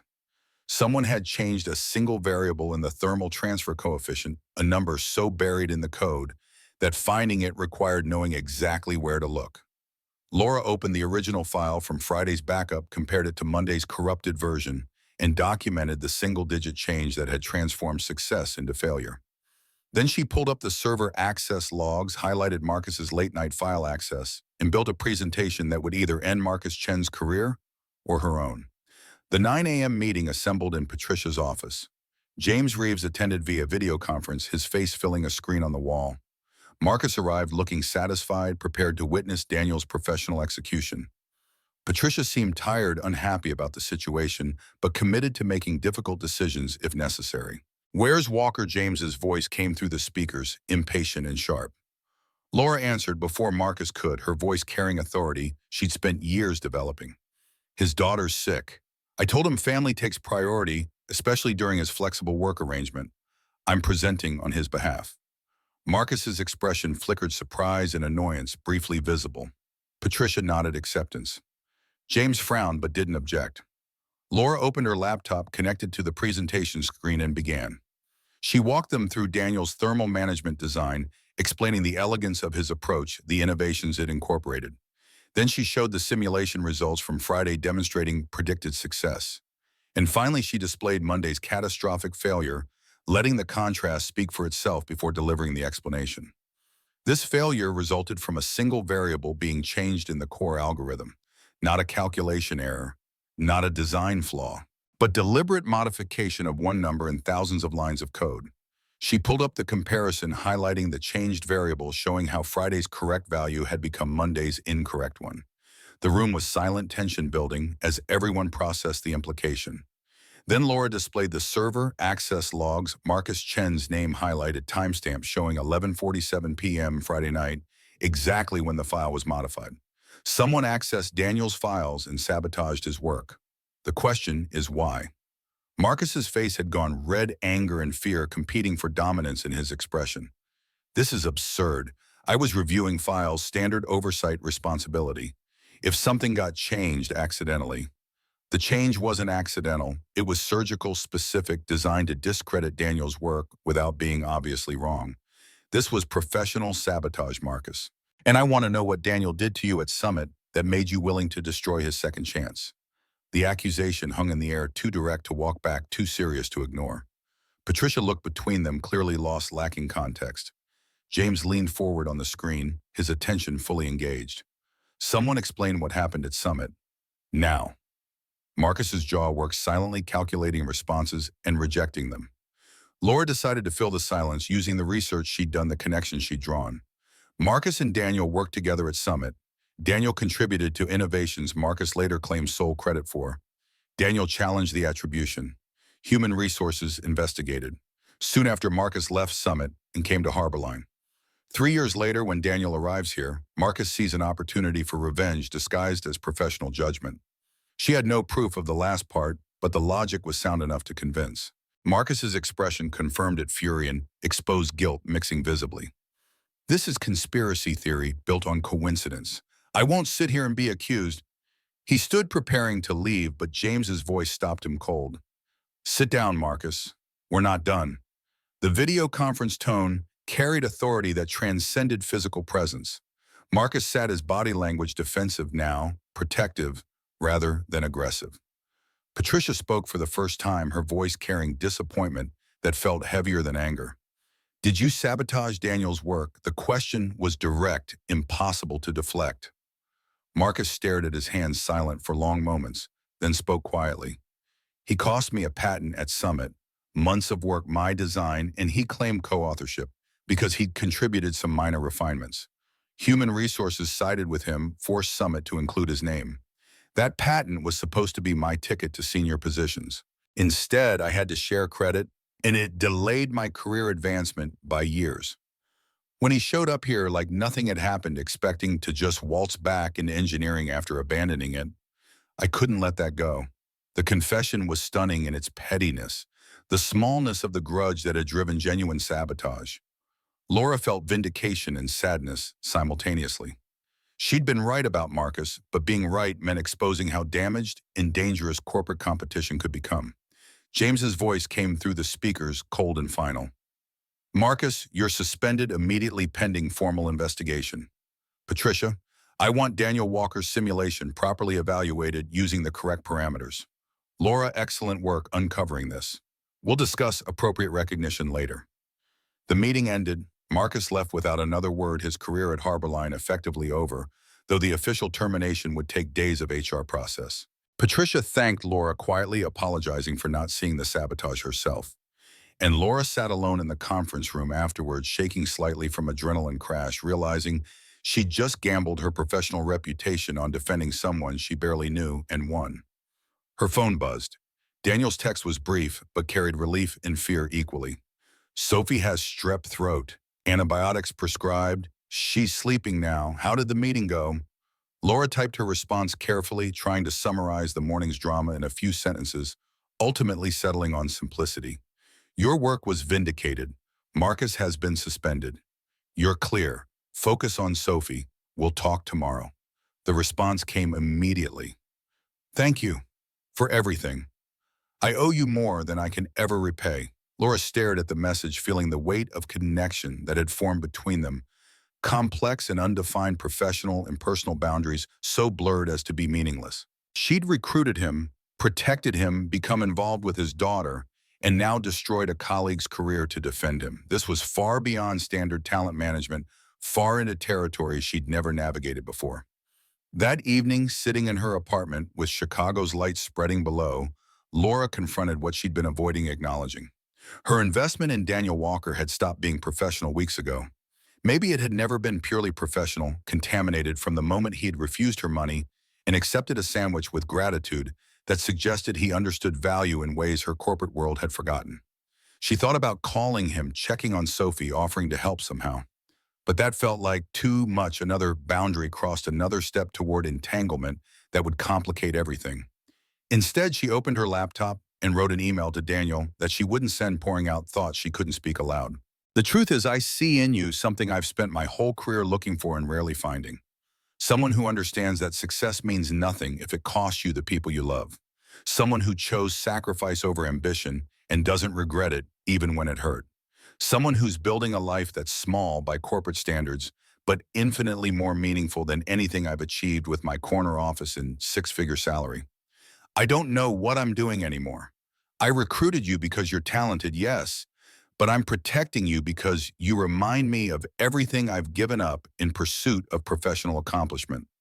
You're the road not taken, the choice I was too afraid to make. And watching you succeed feels like redeeming my own failures somehow. This is inappropriate. I know that. You're an employee I recruited. I should maintain distance, stay professional. But professionalism feels increasingly like armor I'm tired of wearing. I want to know you and Sophie as people, not as metrics. I want to be part of your lives in ways that have nothing to do with Harborline Motors. I'm scared of what that means. Scared of crossing lines I can't uncross. But I'm more scared of living another 10 years exactly like the last 10, collecting achievements that mean nothing when I come home to an empty apartment. She read the email 3 times, then closed it without saving. Some truths were better left unwritten, acknowledged internally, but never made external where they could create obligations or expectations. Daniel didn't need the burden of her emotional complexity. He had enough challenges rebuilding his career, caring for his daughter, navigating corporate politics that had proven actively hostile. But the feelings didn't disappear just because she didn't send the email. They remained, growing stronger each day, complicating every interaction, making her question whether she was helping Daniel for his benefit or her own. Wednesday morning brought news of Sophie's recovery. The antibiotics had worked overnight, fever breaking by dawn, the 9-year-old's resilience proving stronger than the strep bacteria. Daniel returned to work looking exhausted but relieved, finding his desk covered with notes from team members expressing support and outrage at Marcus's sabotage. Patricia called him into her office mid-morning, and Laura waited anxiously, uncertain what the conversation would yield. When Daniel emerged 30 minutes later, his expression was complex, mixing happiness with something that looked like grief. She offered me Marcus's position, Senior Director of Engineering. It's a massive promotion, significant salary increase, corner office, the whole thing. I'd be leading the team instead of just contributing to it. He paused, sitting heavily in the chair across from Laura's desk, his hands folded together, knuckles white with tension. I told her I needed time to think about it, because taking that job means more hours, more responsibility, more time away from Sophie. It means choosing career over family, again, exactly what I swore I'd never do. But it also means financial security opportunities for Sophie, proving I can succeed at the highest levels. And I don't know which choice is right. Laura listened, recognizing the impossible position, the false binary that corporate structures created. Advancement required sacrifice. But sacrifice destroyed the things advancement was supposed to provide for. It was a trap elegant and terrible that millions of people found themselves caught in. What does Sophie want? Daniel pulled out his phone, showing Laura a note Sophie had written that morning. The child's handwriting was careful. Each letter precisely formed the message, devastating in its simplicity. Dear Daddy, you should take the new job if it makes you happy. I'll be okay. I'm good at being okay now. Love, Sophie.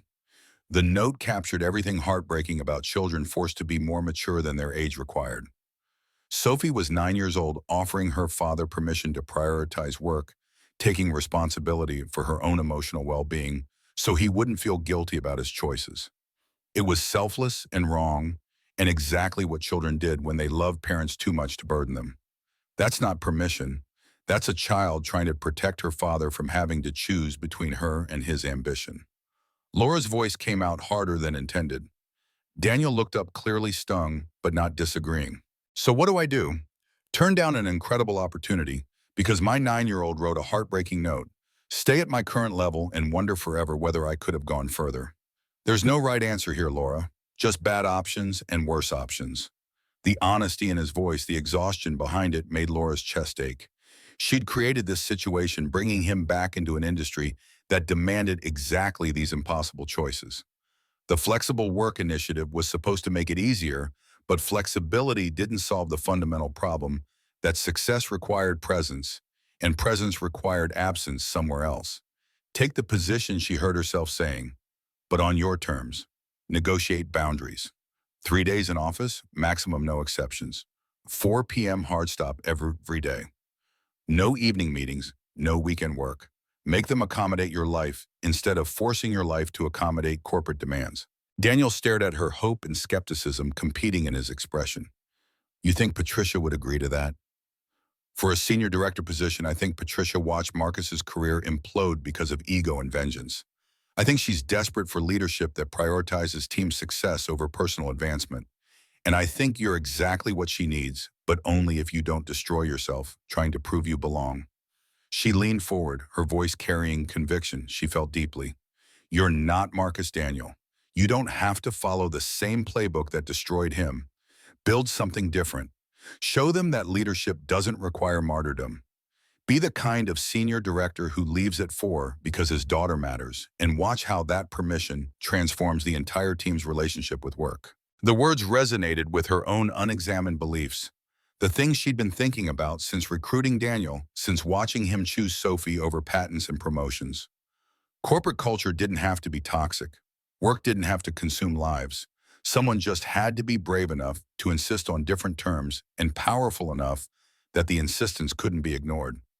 Daniel nodded slowly, something shifting in his expression, defeat transforming into determination. Okay, I'll talk to Patricia. Negotiate the position on terms that protect Sophie.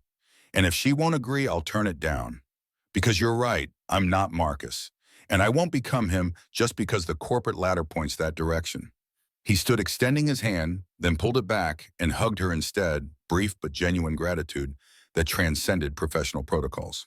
Laura returned the embrace, feeling boundaries dissolve completely, acknowledging silently that whatever was happening between them had long since stopped being about talent acquisition and started being about something far more complicated. When he left her office, Laura sat in silence, processing the morning's events. The emotional weight of watching someone navigate impossible choices with grace she admired and vulnerability that made her want to protect him from every future hardship. She was in dangerous territory now, personally invested in ways that violated every HR guideline she'd ever written or enforced. But she couldn't seem to care about the guidelines anymore. Daniel and Sophie had become real to her in ways that transcended professional boundaries. They'd become people she thought about at night, worried about during the day, wanted to see succeed not because it reflected well on her recruitment skills, but because their happiness somehow mattered to her own.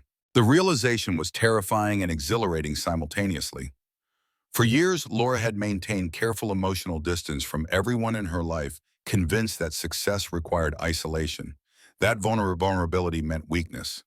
But Daniel and Sophie were teaching her different lessons, showing her that strength could look like asking for help, that success could mean leaving work at 4 o'clock, that family could be chosen rather than inherited.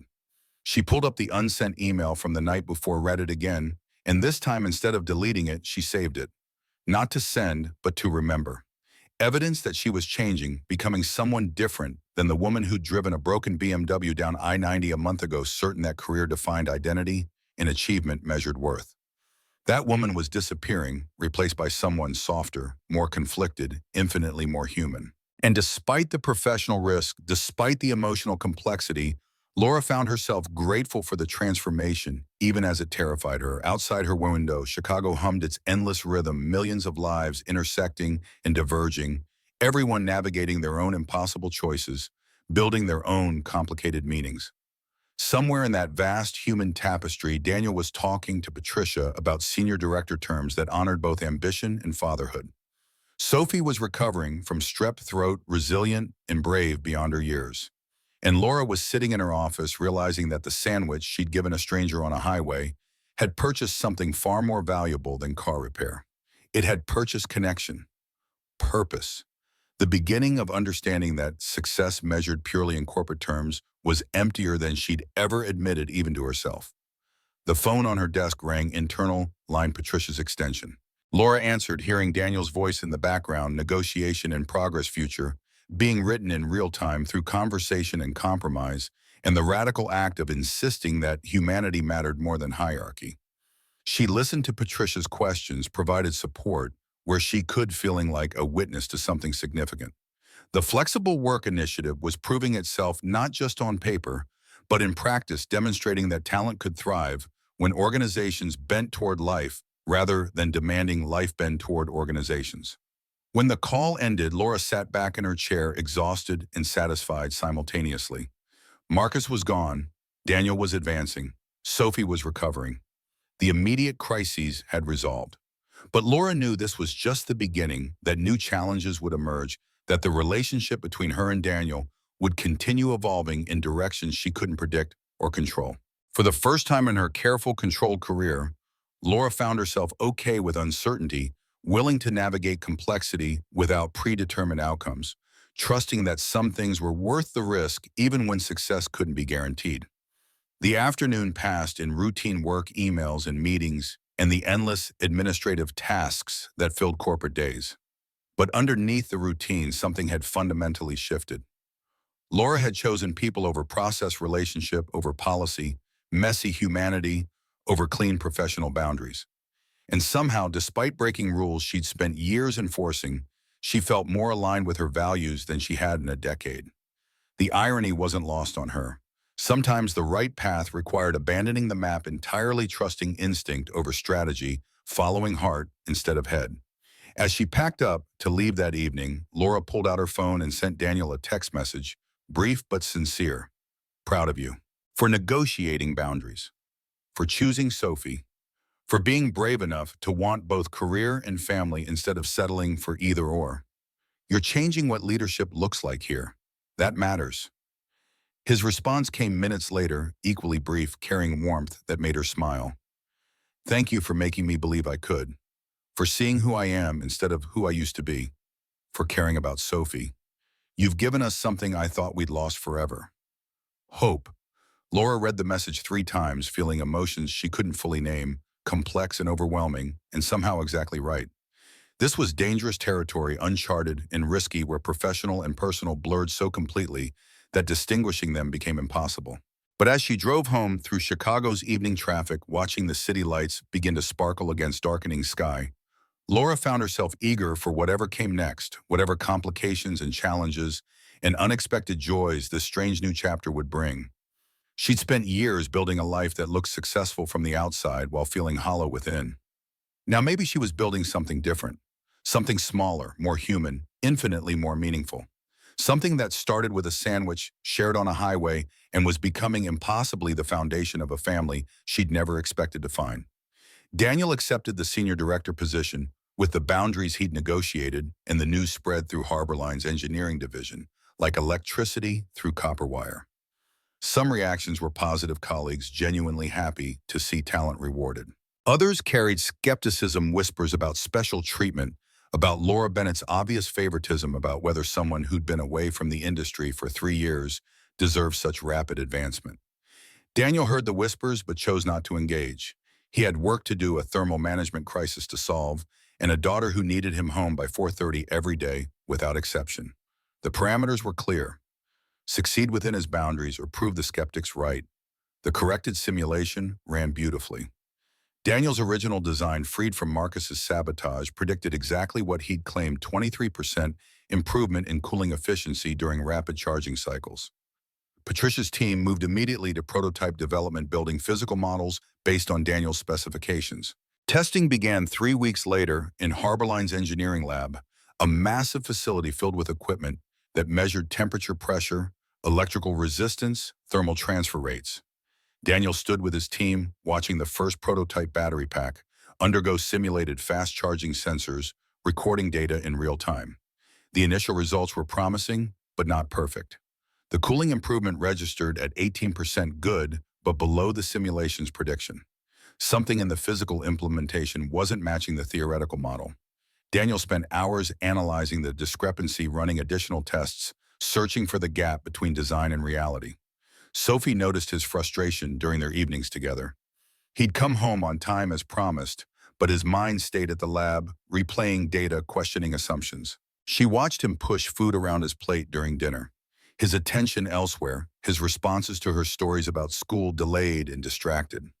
One evening, while Daniel was reviewing printed schematics spread across their kitchen table, Sophie appeared beside him with a drawing she'd made. It showed a battery pack rendered in crayon with surprising accuracy for a 9-year-old, with arrows indicating flow directions that Daniel had explained weeks earlier during one of their conversations about his work. "Daddy, what if the problem isn't the design? What if it's the materials?" Daniel looked up, surprised. Sophie pointed to her drawing, to the arrows she'd colored red and blue to indicate hot and cold. "You said the cooling fluid moves through channels to take away heat. But what if the channels are the wrong shape? What if the fluid is going around the hottest parts instead of through them?" The observation was simple, almost childlike in its directness. But it sparked something in Daniel's mind, a connection he'd been missing. He pulled up the prototype specifications on his laptop, examining the cooling channel geometry that manufacturing had implemented. The design called for curved channels, smoother flow, less resistance. But Sophie's instinct was correct. Smooth flow meant the cooling fluid took the path of least resistance, bypassing the areas that needed cooling most. He needed angular channels, deliberate resistance, force flow through the thermal hotspots, even though it meant higher pump pressure. It was counterintuitive, fighting against engineering's usual preference for efficiency. But sometimes the most efficient path wasn't the most effective one. Daniel looked at his daughter, seeing her mother's intelligence reflected in young eyes, and felt his throat tighten with emotion. "Sophie, you just solved a problem that's been stumping me for weeks. You're brilliant." Sophie beamed, her missing front tooth visible in her grin, clearly proud but also confused about what exactly she'd contributed. Daniel spent the next 20 minutes explaining thermal dynamics using her crayons and paper, showing her how her observation about flow patterns translated into engineering solutions. She listened with focused intensity, asking questions that revealed genuine understanding, making connections that impressed him deeply. That night, after Sophie was asleep, Daniel redesigned the cooling channels. He sent the modifications to Patricia with a note explaining the breakthrough, carefully crediting Sophie's observation as the catalyst. Patricia responded within an hour, Approval granted new prototype authorized for immediate manufacturing. The revised prototype was ready 2 weeks later. The team assembled for testing, tension high, because this was their last chance before the 60-day deadline expired. Daniel stood at the control panel, initiating the fast charge cycle, watching sensors record temperatures across the battery pack. The cooling performance exceeded even the simulation's predictions. 27% improvement, better than the original design had promised. The team erupted in celebration, engineers high-fiving Patricia, grinning widely, Tom clapping Daniel on the back hard enough to hurt. But Daniel's first call wasn't to Laura or to senior management. It was to Sophie, catching her during afternoon recess at school. "We did it, sunshine. Your idea worked. You helped save the project." Her delighted squeal through the phone made the lab's celebration feel quiet by comparison. She insisted he tell Mrs. Garcia, tell her teacher, tell everyone that she'd helped her dad build a better car battery. Daniel promised he would, hanging up with a smile that felt like it might split his face. The formal presentation to Harborline's executive leadership was scheduled for the following Friday. Daniel would present the thermal management solution, explaining the design process, demonstrating the test results, outlining the path to production implementation. It was the kind of high-stakes presentation that could define careers, make or break reputations. Laura helped him prepare during their lunch meetings, which had become regular occurrences over the past weeks. They'd started as professional check-ins, discussing his integration into the senior director role, addressing challenges as they emerged. But the conversations had evolved, drifting into personal territory with increasing frequency. She learned about Anna during these lunches, about the whirlwind romance that had led to marriage at 23, about Sophie's birth, about the brutal 6 months between diagnosis and death. Daniel spoke about his late wife with love that hadn't diminished, grief that had softened but not vanished. Laura listened in understanding that his capacity to love Sophie so completely came from the same place as his capacity to grieve Anna so deeply. Daniel learned about Laura's isolation during these conversations, about the choice to prioritize career over relationships, about waking up at 38, successful and alone, uncertain whether the trade had been worth it. She spoke about it analytically, as though discussing someone else's life. But Daniel heard the pain underneath the questions she'd stopped asking herself because the answers were too uncomfortable. Something was developing between them, undefined and complicated, built on foundation of gratitude, that was transforming into something deeper. Neither addressed it directly. The implications felt too large, the risks too significant. So they talked around it, growing closer while pretending they were simply colleagues who occasionally had lunch together. The Thursday before his presentation, Daniel stayed late at the office, refining his slides, perfecting his delivery. He'd promised Sophie he'd be home by 4:30, but the presentation felt too important to leave anything to chance. He texted Mrs. Garcia asking her to keep Sophie until 6, guilt gnawing at him, but rationalized as necessary. When he finally arrived home at 6:15, Sophie was quietly doing homework at the kitchen table, her body language radiating disappointment she was trying to hide. Daniel apologized, explaining about the presentation, about how important it was. She nodded understanding, but her eyes held something that looked like resignation, acceptance. That work would always eventually take priority, no matter what promises were made. That look haunted him through dinner, through their evening routine, through the hour he spent lying awake after she'd gone to bed. He'd broken the boundary he'd negotiated, violated the terms he'd insisted were non-negotiable. One time for good reason, with advance notice. But he remembered how his career at Summit had ended this way. One exception becoming patterns, patterns becoming expectations, until work consumed everything, and Sophie was left with a father who was physically present, but emotionally elsewhere. Friday morning, Daniel arrived at his office to find Laura waiting, concern evident in her expression. "Sophie called me last night. She was worried about you, wanted to make sure you were okay." The statement landed with unexpected weight. His 9-year-old daughter had called Laura, had reached out to the woman who'd become something like a friend to their small family, seeking reassurance about her father. Daniel didn't know whether to feel grateful or ashamed that Sophie felt comfortable doing that Laura had apparently given Sophie her personal number at some point. "What did you tell her? That you were preparing something important, but that you'd never forget she comes first? That working late one time didn't mean returning to old patterns? That she could trust you?" Laura's voice was gentle, understanding, but Daniel heard the unspoken question underneath. Could Sophie trust him? Could he trust himself? The boundaries he'd negotiated were only as strong as his commitment to enforcing them, and last night had revealed how easily commitment could erode under pressure. "I won't let it become a pattern," he said, needing to speak the promise aloud to make it real through vocalization. "I know you won't. But Daniel, you need to understand something. Sophie isn't just worried about losing time with you. She's worried about losing you the way she lost Anna. Not to death, but to work. To the thing that takes you away even when you're physically present. She's 9 years old and she's already learned that the people she loves disappear. Don't teach her that lesson again." The words were harsh but necessary, articulating fears Daniel had been avoiding confronting. Laura was right. Sophie's real terror wasn't about hours or schedules. It was about abandonment and about watching her father become someone she couldn't reach, just as she'd watched her mother disappear into illness before finally leaving entirely. The executive presentation was scheduled for 2 o'clock. Daniel spent the morning rehearsing, checking equipment, trying to focus on thermal management instead of his daughter's disappointment. At 1:30, he gathered his materials and headed toward the executive conference room, where Harborline's senior leadership was assembling. The room was impressive, designed to intimidate. Floor-to-ceiling windows overlooked downtown Chicago. A massive table dominated the space, rich wood polished to mirror finish. Harold Pemberton sat at the head, his 72 years evident in the deliberate way he moved the careful positioning of reading glasses.